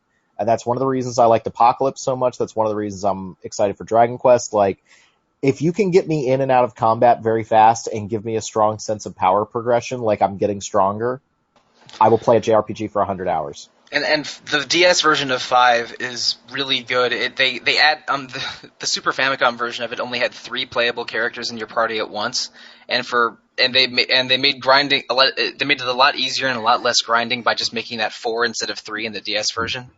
Mm-hmm. And they added a few small quality of life choices. 5, I think, is the best DS Dragon Quest, and there's 4 of them on the DS, so that's that's a nice And recommendation. Mike is forcing me to play all of them. I'm not forcing you to do anything. 4 is But- very. You can beat 4 in like 20 hours. That wasn't bad at all. Like I really enjoyed my time with 4, and it was a nice, short RPG. It was a classic era RPG that did not have to be 100 hours, which, you know, I'm looking forward to Dragon Quest VII, but not every game should be 100 hours. I tried all of the Dragon Quest, or I should say Dragon Warrior games on the NES, but 4 was the only one I finished. And, I mean, in my defense, I was maybe 7 years old at the time when I tried to play them. But, 4 is really, really good. They're all good, except for Dragon Quest II, because that's my least favorite final dungeon sequence in any video game. I have a contender that we might have to go up against. Sure, I'm not going to argue against that, but Dragon Quest II is my least favorite, and 5 and 8 are my 2 favorites. Cool. All right, so I think we have some listener mail to go over, Derek. Do we want to keep this to about 20 minutes so then we can stop at 10? Yes, we should do that, because I think most of us have plans. Yes. So we've been getting a good amount of listener mail. Once again, thank you all so much for doing that. As it turns out, all I had to do was whine about it, and there it is. So this is dating back a little bit because it's been a little while since we've been able to get together and record, and on the last episode we didn't have time to get to listener mail. So some of these are a little bit lengthier, so we're going to have to keep the discussions a little shorter, but I digress. So the first one is from Vlad Gusev. He says a number of things. It's a pretty long email, but it starts just by saying, "Hi, my name is Vlad. I've been following RPG Fan for more than 10 years now. When I first discovered RPG Fan, I didn't used to read your reviews because I barely understood English at the time. I was visiting frequently because you were uploading tons of artwork and concept art for every game, and since I was just starting my Illustrator career, it was a valuable resource for me at the time. Now I read almost every review you guys post, and sometimes I browse some of the old stuff since I'm constantly playing old generation RPGs. I also enjoy your podcast quite a lot. I like when Rob gets pissy as long as there's somebody to calmly counterweight his argument. It gives some spice to the conversation." True. So just going on, he just said he wants to bring attention to something that he notices during the podcast. He says we often talk about gender discrimination in video games, which we do. He says, "I'm not opposed to this discussion, but I often find that your commentary on the subject is a bit superfluous and reduced to pointing at discrimination and saying that it's bad, and that's not bringing in anything interesting to the table for me to stop and think about. If you guys want to discuss this topic, I would love to see a deep discussion with research, arguments of why there were decisions made, talking about the mentality, marketing, cultural background, possible solutions. And finally, you guys should record Game of the Year discussions on the podcast the way Giant Bomb does, or at least stop mentioning awesome fights you have on a closed forum that normal mortals would never read about." So, yeah, that's a lot to address in a pretty short amount of time. Caitlin, do you have any particular way that you want to address that? Because we talked about it a little bit before the show. So I get what you're saying, Vlad. And I mean, you're right. A lot of times we point out, oh, this horrible character design or this horrible treatment or blah, blah, blah. It's just like, I don't like it. And yeah, a lot of times we don't really go much further than that.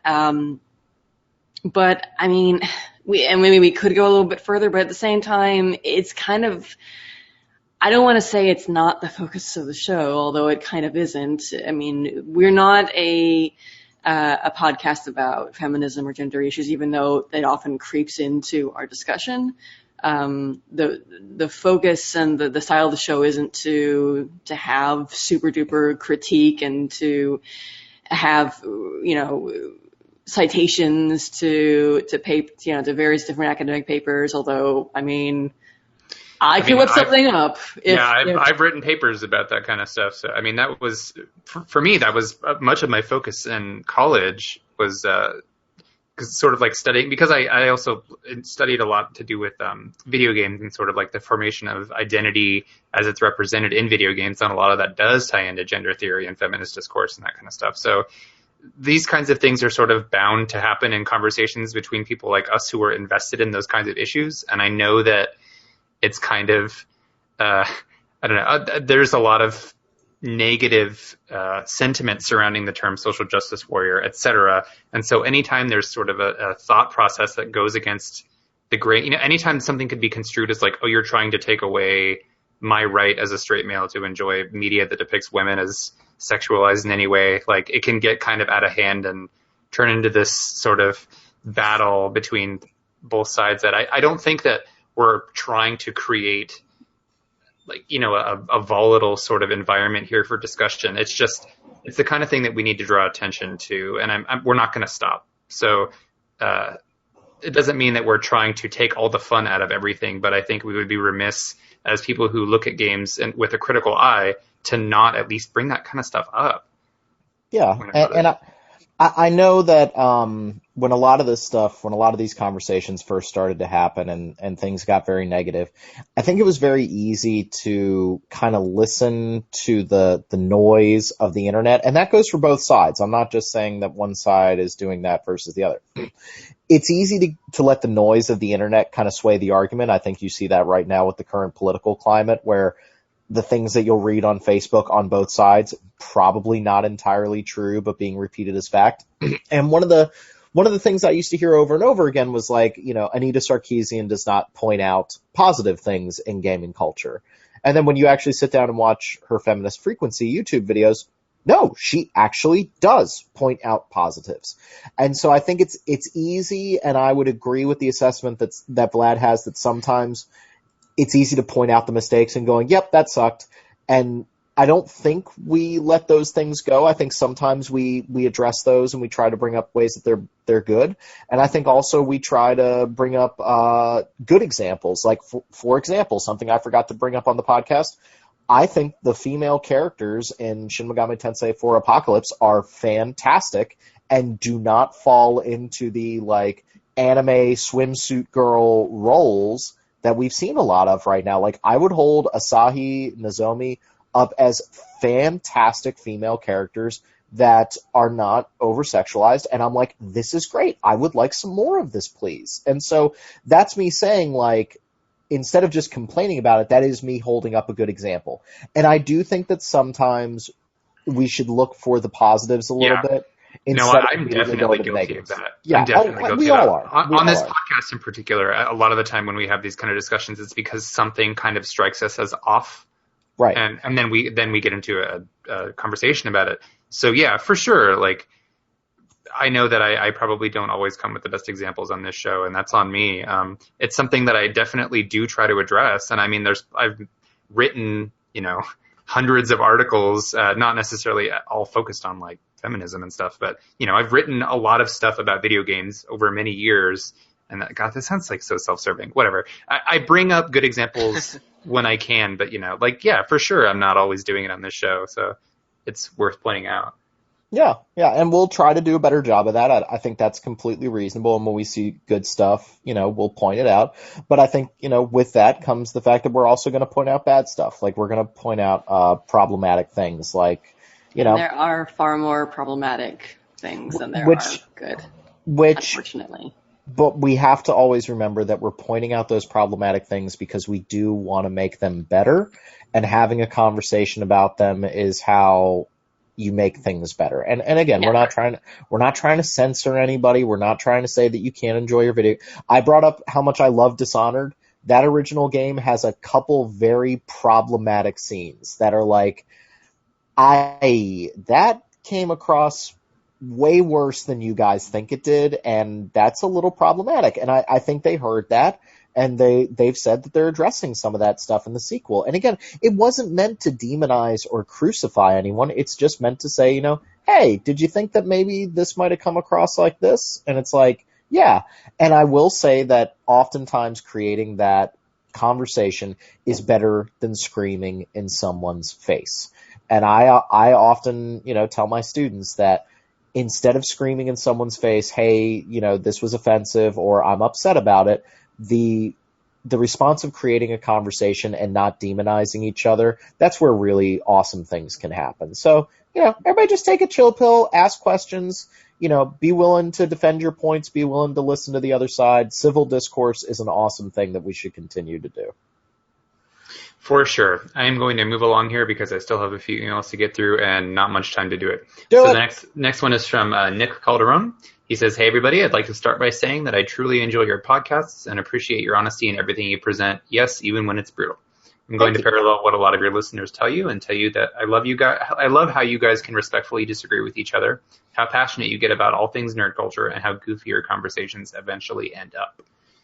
So his question is, this is also so huge. He says, let's say there exists a clone or self-aware android. You are collectively given the task to make sure this person or AI would grow up to be an uber but respectable RPG fan. I don't know why, but Oh god, respectable is awesome. which RPGs would you make this person or AI play, and in what order? Oh my god. Oh my god. I know, Oh right? my god. I a just hard recorded an question. entire separate podcast about this. Yeah, right. We can make it an episode of Retro Encounter. I don't mind. The RPG bot, yeah. I think there's a couple that we could all agree on. I think Final Fantasy VI has got to be in there. Chrono Trigger. Yeah. Chrono Trigger's got to be in there. Xenogears. I don't want to say what I'm about to say. For an example of how Responsible not to rush the RPG last fan. How about Oh. just the first disc of Xenogears? Okay, Listen. I can get behind that. Okay, Hear hold me hang out. on. For the sake of civil discourse, how about we just have everybody list like 2? Okay. Okay. Your Desert Island RPGs. Okay, we're taking everything off the table because I'm not having those 2 games to be my first 2. Okay, Derek, go. Oh, F you, Rob. You suggested it. Okay, well, as far as modern RPGs go, I mean, still the game I've scored the highest ever of any review I've written has been Persona 4 Golden, simply because I think it does the best job of gotcha, Salusi. Yeah. It does the best job of sort of incorporating, like, it's modern, it's unique. Of course, a lot of games have spawned in its wake and done similar things, but it's still singular, I think, in terms of the overall polish and cohesion of its design, especially for the time that it was made. So that's my first one. Shit, how am I supposed to think of a second one? Because there are so many that I want to say I have that. one. Okay, go ahead. Xenoblade. Oh, Yeah. wow. Yeah, Yes. Yeah. that's a good one. Yeah. Xenoblade because, well, it does everything really awesome, but I think what I love about it is it gives you that sort of open world experience with how massive the areas are without sacrificing having a kick-ass single-player story that doesn't necessarily go off the rails and you forget about it for 5 hours and then, oh, hey, there's actually a main plot here. Mm-hmm. Okay, that's a good one. Are we just going to do, like, everybody do one and then come around? All right, you're up, Solosi, go. Okay, well, Derek and Rob chose several of the ones I would have considered. So I'll say Skies of Arcadia. Shout out to our reviews head Alana. Good choice. Skies of Arcadia. We're gonna not say Final Fantasy VI and Chrono Trigger now. Can we just? Oh, wait, I thought you were reserving get to those it. two. No, All right. can we just put those 2 in the basket like that? That's a group. Decision. Okay, fine. Or whatever. Skies of Arcadia is gorgeous. It has my favorite world map in any RPG. You're in a flying pirate ship that goes between floating islands that are diverse and colorful and beautiful. And everything from the main quest to the core characters to the side quests to the turn-based combat. I love everything about that game. It's in my top 5 or 10 easily. And Please release it. that is the Oh, game God, I want yeah. to see a PC re-release more than any other game. Yes. And I think it's possible. Hey, because if they could do Grandia too. Yeah, Sega's done it for Grandia 2 and for Valkyria Chronicles. So I think it is in the realm of possibility, and I would love to see Well, that happen. I think Gung Ho did Grandia too, so I think they'd have They to did? acquire either Gung Ho or Game Arts. They'd have Yeah. to acquire the rights or something like that. I was equating it with Arcadia because they were both Dreamcast RPGs. Got it. Yeah, next. Okay, Nick.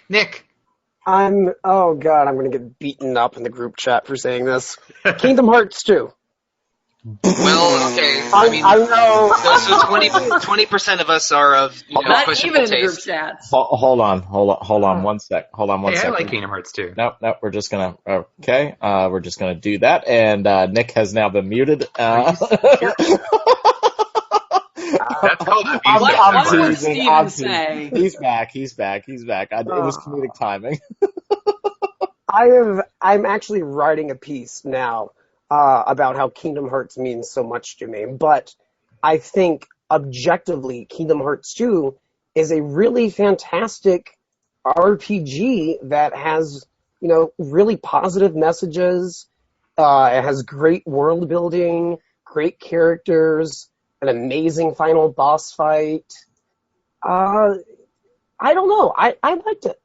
Platforming is horrific, but aside from that, I like Kingdom Hearts too. I think it's good.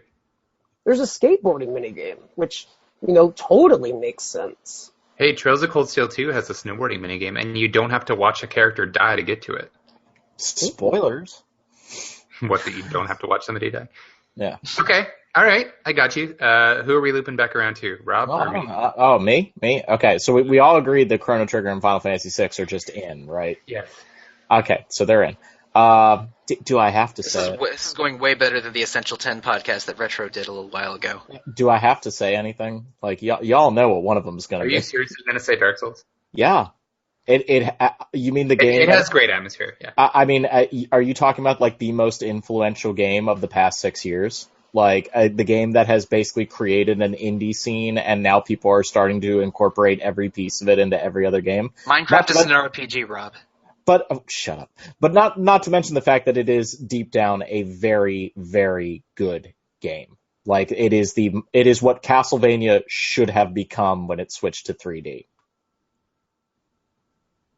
Okay. So, yeah. I would agree with that. All right, so for this, I want everybody else to get one more, but we really got to move it along, so I'm just going to settle for the title. No, I'm just kidding.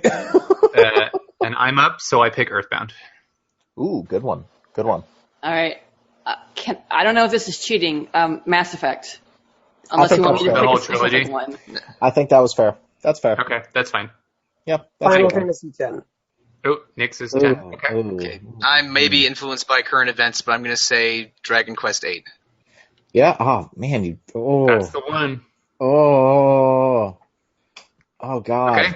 All right. Oh God. Well, it's going to be impossible. We're always going to find other stuff. Like, Yeah, I know. Yeah. we only have so many slots. This AI can only learn so much. I gotta. That expand the memory. I might surprise some people. I'm gonna put Phantasy Star 4 in there. Ooh, good call. That's one of my white whales. I really got to play that game, but I've That never is a touched really, it. really good game. I have that is it on the Wii Virtual Console, and I do want to play it, but it just hasn't happened yet. It is really, really good. And if they would announce like a traditional Phantasy Star game, I would lose my mind. So, okay. Derek, I think we'll hold back on the rest of the listener mail unless you got a short one. I'll go through one more short one. Okay. Let's see here. Well, this is not short in any way. Yeah, I think we're gonna have to hold off. Wow, never mind. Okay. This is like lengthier than the previous one. So if I didn't get to your email yet, that is Coriandre, Matt Boone, and Matthew Schaefer. I really appreciate all of you emailing us, but I will have to get to those on the next episode. Okay. Sounds good. Thank you everybody for sending in the listener mail. That was actually a lot of fun. And now I'm going to end the podcast and go, oh my God, how could I forget that? But thanks again, everybody, for listening.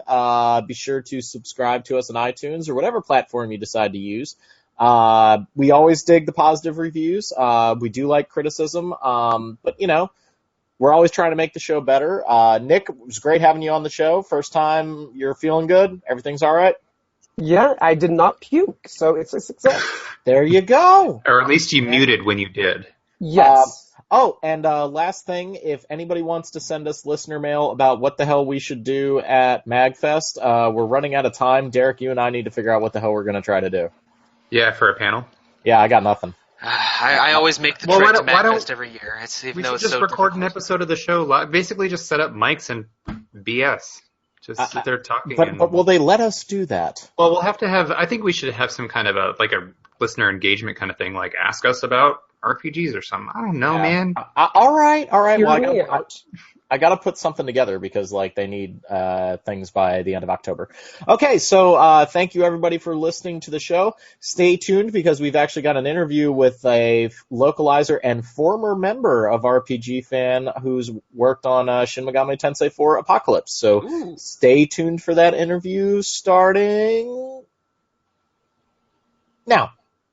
Hey everybody, this is your host Robert Steinman here, and joining me is Chris Holsworth, one of the wonderful people who actually worked on the localization of Shin Megami Tensei 4 Apocalypse. Chris, say hi to everybody. Hi, how are you? Glad to be here. We're doing good. I just beat Shin Megami Tensei 4 Apocalypse, so hopefully our review will go up. And earlier in this episode, we were talking about the game quite a bit. So, Chris, why don't you give us a little bit of background on yourself? I know that there's actually a little bit of RPG fan in you a little bit, so let our listeners know what's up there. Yeah, so I used to write for RPG Fan, like 14 years ago, as it sounds about right. Um, and that's basically what got me started in the games industry, period. I was on the games press side until I arrived here at Atlas. And so, like, what was the transition like for you going from working at a website? Like, I know we have a lot of listeners and readers who think about getting into the industry themselves. Can you give us kind of like the shorthand how you got into localization? Like, how did you make that transition? I mean, it was a kind of a long, winding road. The games press side took a lot of time because I started out doing enthusiast sites like RPG Fan. And then I started doing some light work for larger outlets like 1UP. And then I eventually got hired at EGM. And it's kind of a 1-2 punch. Atlas was in need of experienced editors, and I had several years worth of editing under my belt. But I also had the opportunity to network, and I had met Hardin when he came for the SMT4, the original tour, when he was showing it off to the press. So, I mean, my advice to anybody would be just to, write, put as much writing experience as you can under your belt, demonstrable editing experience, and B, stick out your hand and shake others. It's like take the time to network, take the time to learn people, and then eventually things will kind of open up for you, right? Yeah, it's like a bummer of a reality, but the truth is networking across any industry, across any business is really like the gatekeeper to a lot of things. Mm-hmm. I would love to just be hired, based on my portfolio alone, but when your portfolio is in a pile of 50 to 100 other portfolios, having a face to the name helps. Totally. Now, is this your first game working at Atlas? Is Apocalypse like your first one? Yes, SMT4A was my first project. Cool. So tell us about some of the challenges related to that. So this, without going into any spoilers, of course, for the game, but this is a game that kind of takes place in sort of an alternate ending Shin Megami Tensei 4 narrative. So, what were some of the challenges related to kind of picking up where a previous game sort of left off? I mean, as a new editor on the project, a lot of the challenges for me was just learning the first game, and I don't want to say being bound to its legacy text, but obviously there's a certain amount of restriction. I can't bring to the table new ideas. I have to abide by the terms and phrases that were established in the first game by and large. So that was a little bit of a challenge as far as just not necessarily having the level of creative freedom that you might have on a fresh new project that doesn't have prior entries. Mm-hmm. Mm-hmm. And now, of course, having to play SMT4 5 times, that was challenging. Was that mostly just for your own research, kind of figuring out everything about this world so that you could do the proper localization part, making sure that you're well versed in the world, sort of thing? It was one part my own initiative and one part the company wanted us playing the game, specifically to experience the neutral path, which I think they can't, we couldn't rely on people just doing that on their own. It was a very weird, convoluted process to land that particular ending. And they wanted me to be familiar with Nozomi because she was going to be such a large role in this game and stuff like that. Mm-hmm. Mm-hmm, mm-hmm. Now, we've often had lots of debate on the website about the difference between a direct localization, where you're trying to keep everything that the original writing had in mind, and then trying to make it sound natural to a native English speaker or whatever language it's being localized into.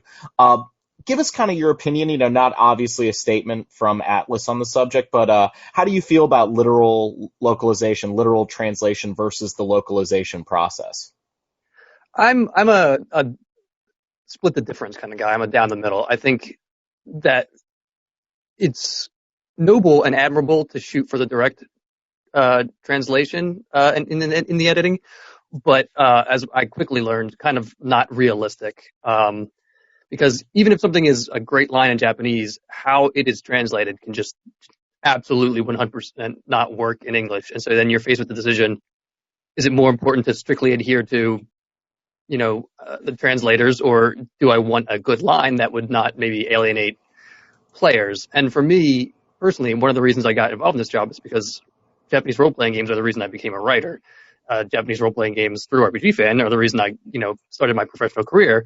But sometime in the early 2000s, I kind of fell out of love with the genre because it felt like I was growing up and a lot of the games weren't with me. Mhm. And to some extent, I believe that is the localization work. And to some extent, it's just like the inherent anime nature of the genre sometimes.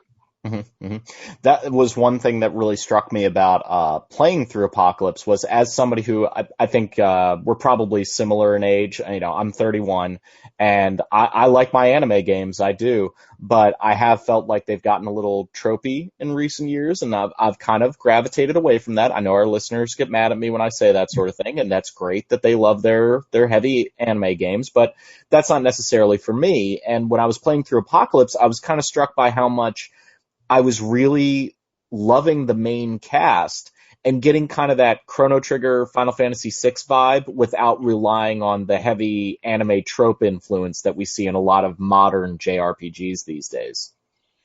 For sure. I mean, it was definitely like I had a two-forked approach to this, which was obviously to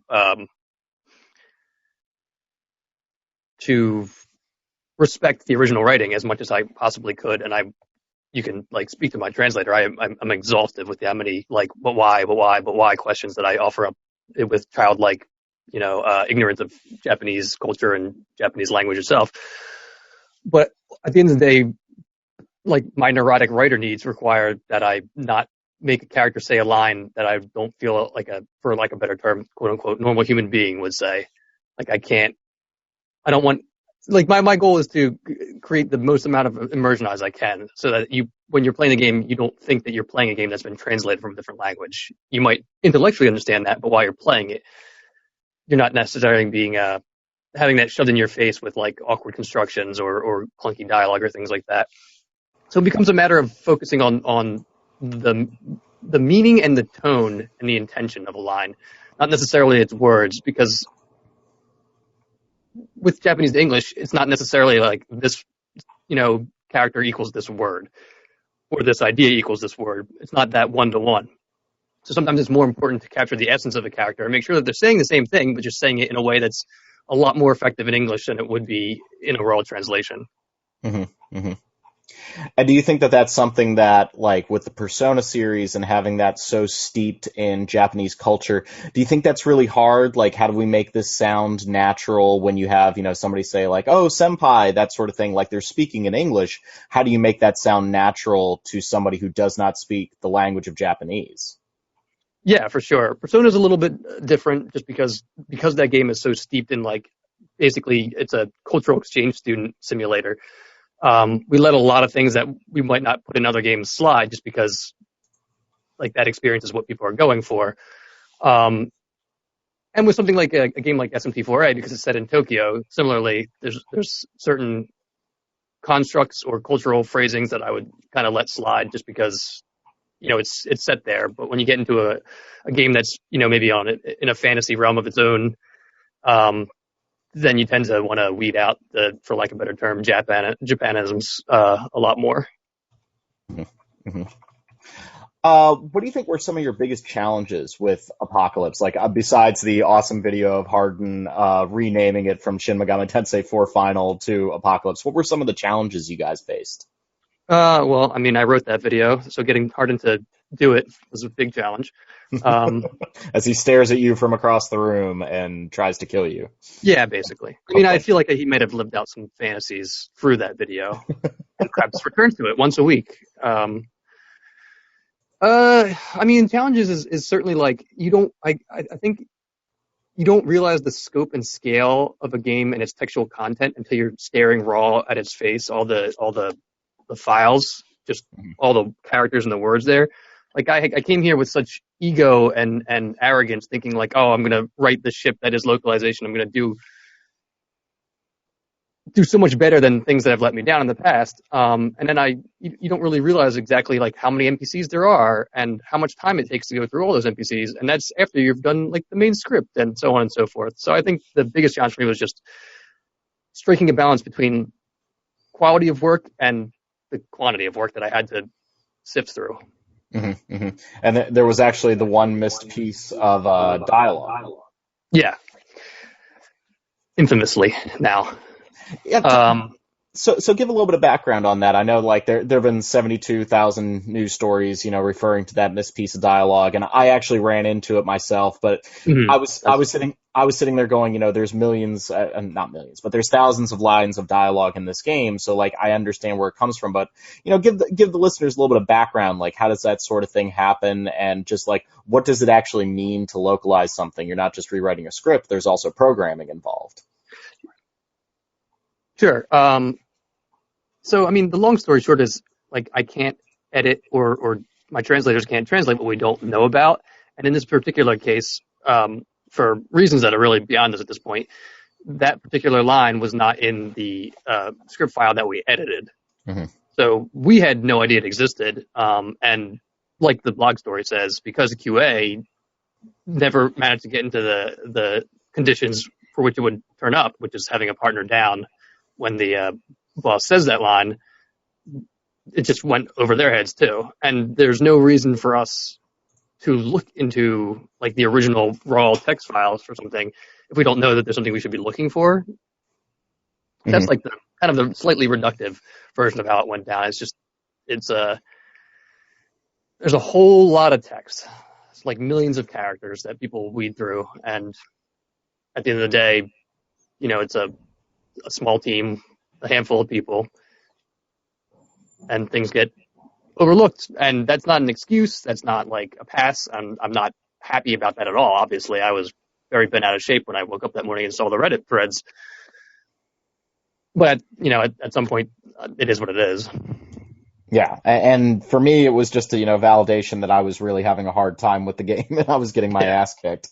So like, I love when the news story comes out saying, well, our guys are just too good. They never walked into that, and I hung my head in shame at that and was just like, oh, I mean, our QA guys can do a lot of our games with one hand tied behind their back and possibly while watching something on YouTube. Like they're better players than me. I didn't actually have a whole lot of trouble with Shin Megami Tensei 4 after the first 2 or 3 hours, but Apocalypse toward the end really started to whoop up on me pretty bad, which in the previous segment I think I talked about that quite a bit. So some other localizations that come to mind are things like the Dragon Quest series, which are, very heavy text-based, and they always try to make every character sound unique. So then you get those moments where you're trying to read someone that has a Scottish brogue, and that can make life very difficult for somebody who's literally trying to sound out what they're reading. It adds a lot of flavor, but at the same time, it can make it a painful reading experience. Where do you kind of fall down on that? I know with Atlus's games being voiced, you don't have to worry about that too much, but how do you infuse the characters with character, but at the same time still make it pleasant to listen to or to read? I mean, a lot of this is making a change since VO became the standard. Like, I understand why, going back to the SNES era, a lot of games would have dialect written into the text to kind of communicate that someone was British or French or affecting an accent to some extent. My personal philosophy is to let the VO do that work if we're going to do it. So with something like Dagda, who had an Irish accent, I didn't write any of his lines, or I should say I didn't edit any of his lines with that in mind. I just wrote the lines to be as clear and concise and Dagda-esque as possible, and figured that if the VO wanted to go with the accent, they would accentuate it or add to that, but not necessarily have to wade through my non-Irish interpretation of what it means to sound Irish. Mm-hmm, mm-hmm. I just wanted to give a special shout out to Dagda. He is probably my new favorite character in a video game. He is he's so brilliantly written, and I'm definitely polishing your ego here a little bit, but he was just let's keep going. Go. I mean, he was just fantastic. Every time he showed up, just that callousness, that coldness of him. I am a high school physics teacher, so the listeners understand that I am in fact cold and dead inside. But he was just so fun, and I think that with Shin Megami Tensei 4, one of the complaints was that the game didn't have a whole lot of character. I liked Walter, I liked Jonathan, I liked Isabeau, but they they were a little bland, and they were supposed to be more down to earth, I feel like. But with Apocalypse, there was so much more color was put into these characters. Like, I couldn't help but fall in love with Asahi, and Dagda was just the best. So do you think that that was like a conscious decision from the original Japanese to give this game kind of a little bit more oomph, a little bit more, persona in there, if that makes sense?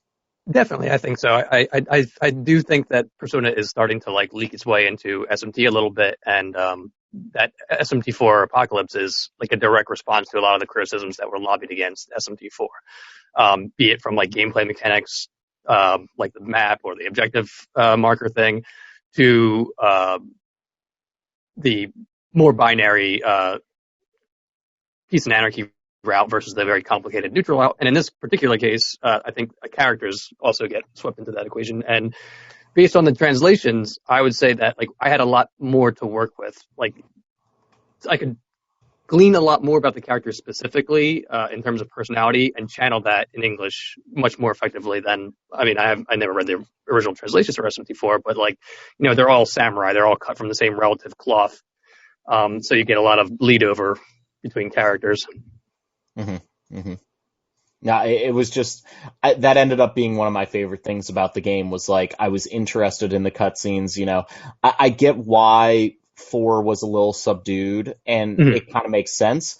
But then even better, and I put this in my review, was the straight man characters of Flynn, Jonathan, Walter, and Isabeau. They then play off so well the more colorful like misfits of Apocalypse. Like that works even better, where like as main characters, they didn't work quite so well, but as kind of side characters that are going in tandem with your own group, they just seem to play off each other so well.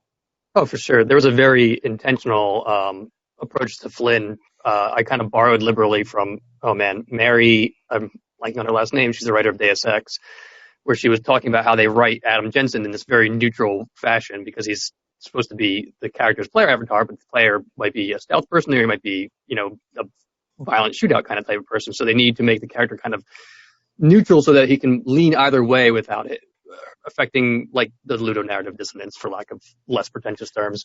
So with Flynn, it was very much like we're going to write him neutrally and this like almost stock hero character, like this man of the people.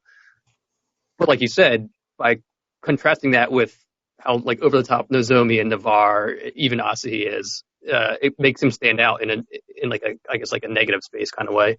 Mm-hmm, mm-hmm. He stands out more because everybody around him is more normal, or excuse me, more out there. Sorry, he's more normal. Yeah, exactly. Any other kind of like tricks of the trade that kind of happened with this? Like I've always wondered, as somebody who came to the SMT series so late, I've always wondered why like the ice spells are called Bufu and stuff like that. Like, are those just holdovers the way that Fire, Fyra, and all that from Final Fantasy? Like, is that just a holdover from the old games? That would be my best guess. It's just a legacy as far as as far as I know. I didn't get necessarily a history of the franchise when I started here.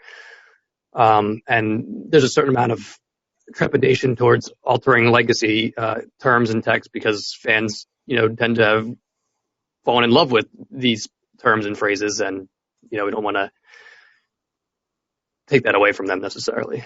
Exactly. It's like once it's been ingrained in them, they're like, no, we're going to defend this. You're not going to change it. And I understand that feeling too. Like I'm not, trying to disparage on anybody.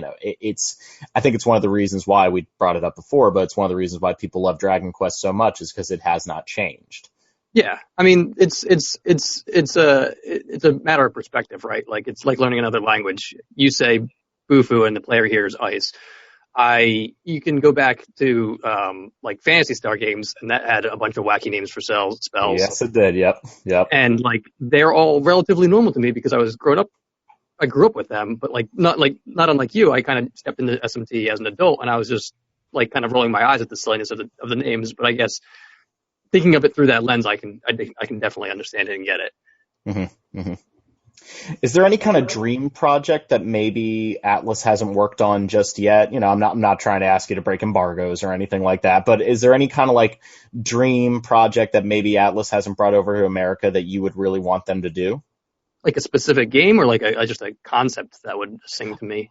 More of a game, like something that maybe in the back catalog of Shin Megami Tensei games that we've never gotten over here. I mean, if 13th Sentinel makes its way stateside, I would love to be involved in that project. I'm a big fan of the art style. I'm a big fan of things involving robots, and I'm a big fan of 2D side-scrolling action RPGs. So that would probably be the most exciting thing I can think of that is an extant Atlas Japan title. Mm-hmm. Mm-hmm. And then no plans to make us an HD remake of Shin Megami Tensei Nocturne. I think RPG Fan would explode if you guys ever actually announced something like that. Who knows? Probably if there's enough outcry and everyone has no ideas in 10 years, who knows? Maybe it'll be the Atlas version of Final Fantasy VII. Beg for it long enough, and it'll happen.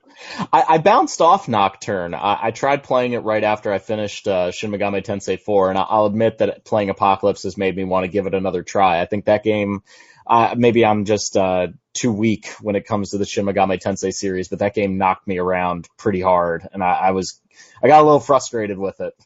Oh, for sure. I tried to play it back in 2003 when it came out, because I had a friend who was very much into the series, and I couldn't do it. Like I'm a blunt instrument when it comes to RPGs. I'm not particularly elegant, strategic, or tactical. I pick the coolest looking characters and put them in my party. Their value or strengths be damned, and like you, SMT Nocturne knocked me down. Just the idea that there was no safe place, no town that I couldn't get into a fight into, or couldn't not be getting into battles. So I ended up not completing that game way back in the day, and then booted it back up in a post SMT4 world. And I do find now that I have a competency in the press turn combat system, it is less intimidating. And I think that's really kind of the way that goes with SMT games. Like everyone has their first one, and the one that you learn makes all the other ones before and after that become instantly more accessible. Yeah, it seems a lot less beyond your comprehension. Totally. And my entry point ended up being the Persona series. And so, a little bit of that press turn combat system with exploiting weaknesses, but not gaining additional turns, just the knockdown mechanic. But then I really wanted to get into the other games in the series, and there's something very appealing to me about having the JRPG on a handheld, and I actually loved having Shin Megami Tensei 4 on the 3DS. Like, that just felt so good, and you guys managed to pull off a menu system that everybody should rip off, and we've seen the screenshots of Persona 5, and frankly, Atlas just needs to design everyone's UI from now to eternity. I don't know why they're getting it so right, and everybody continues to struggle with it. It's certainly a slick UI. Someone's going to get a lot of promotions based on their work on P5 alone. So any last minute things you want to tell the listeners about localization? Anything else that really stands out in your mind? I mean, I'm such a neophyte when it comes to these sorts of things. I'm not I'm not a language person. I am a science physicist person, so I have profound respect for people that speak multiple languages and can do this kind of work, but I'm almost at a loss when it comes to it. So is there anything else that you really want to tell people? I mean, I guess what I would say is that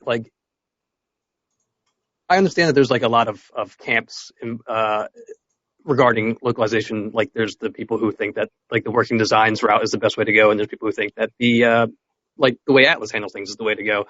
And I think the reality is that it's somewhere in the middle of the two. I don't think that you'll ever meet a localization editor who wants to wildly change the content of a game. I am not necessarily into the genre nearly as much as I was as a kid, but I don't want to change the content. I don't want to disrespect the authors. I don't want to disrespect the players. Ultimately, our goal, and I believe that this should be the goal of any good localization editor, is just to take a line and make it the best version of itself as you can in English. Mm-hmm. Retaining the meaning, retaining the tone, retaining the point of the line, but making it so that it's you don't want to necessarily cater specifically to people who already know what they signed up for all the time, because people who, and this is not a dig, I used to watch a lot of anime and I used to play a lot of JRPGs, but you are already part of that culture, and you're kind of for lack of a better term, desensitized to the ins and outs of localization. But we're not doing ourselves any favors if we make a thing that caters to that level of comfort and doesn't necessarily allow for new players to come on board. And when an experience is too jarringly, for lack of a better term, alien-esque, like if it's just like this language is weird and bumpy and clunky and everyone is acting really bizarre and strange and nobody feels like, culturally recognizable to me, that's one more person who's not going to be playing something. And like we were all a newcomer at some point, and I think it'd be a different story for me if I had jumped into the scene back in the early 2000s. Mm-hmm. Mm-hmm. If Tales, one of the Tales games was one of my first JRPGs and not Shining Force, it'd be like just a completely different story for me. Sure. Well, Chris, I really appreciate you taking the time to talk to us and talk to the listeners. And, Shin Megami Tensei 4 Apocalypse is out right now. I know somebody is probably screaming at their headset right now and saying, please ask him about Persona 5. Are you working on Persona 5? Can you say anything other than yes or no, or do you have to hang up immediately now? I can say it exists. Okay, that is a totally thing fine. that I've seen. I can confirm its existence. I've seen words, both in Japanese and English in it. So that's about all I can really say.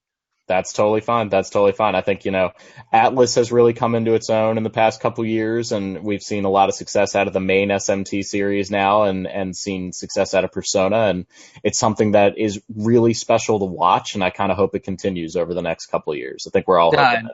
I know everyone wants to get their hands on it, and believe me, there's nobody at this company who doesn't want to, A, be done working on the project, because boy, is it a big one, and B, like, give this great gem to players, but, we need time to do the best we can to do what it deserves, which is great localization work.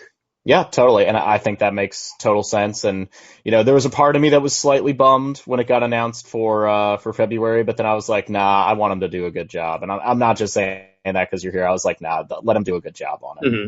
I know it's hard. It's weird in this internet age, in this world where something released in Japan is very present overseas, whereas it used to not be. Mm-hmm. But, when you're talking about something as big as Persona 5, you need time. Language is hard. Words are tough. Words are very tough. Most people can't put them together correctly, including myself. No, I don't even know why they pay me to do that. Well, thanks again, Chris, and thanks to the listeners, and I think that's it. Great. Well, thank you for having me. Mind if I shamelessly plug some stuff? You go right ahead and plug all you want, sir. Oh, great. If anybody wants to look me up on Twitter, I'm at Manadrive, like a bad Final Fantasy 13 reference, MANADRIVE. And just do that. You'll find all the other dumb stuff I do. There's a comedy podcast. Well, thanks a lot, Chris. And listeners, we will see you all later. And that's where I will cut it.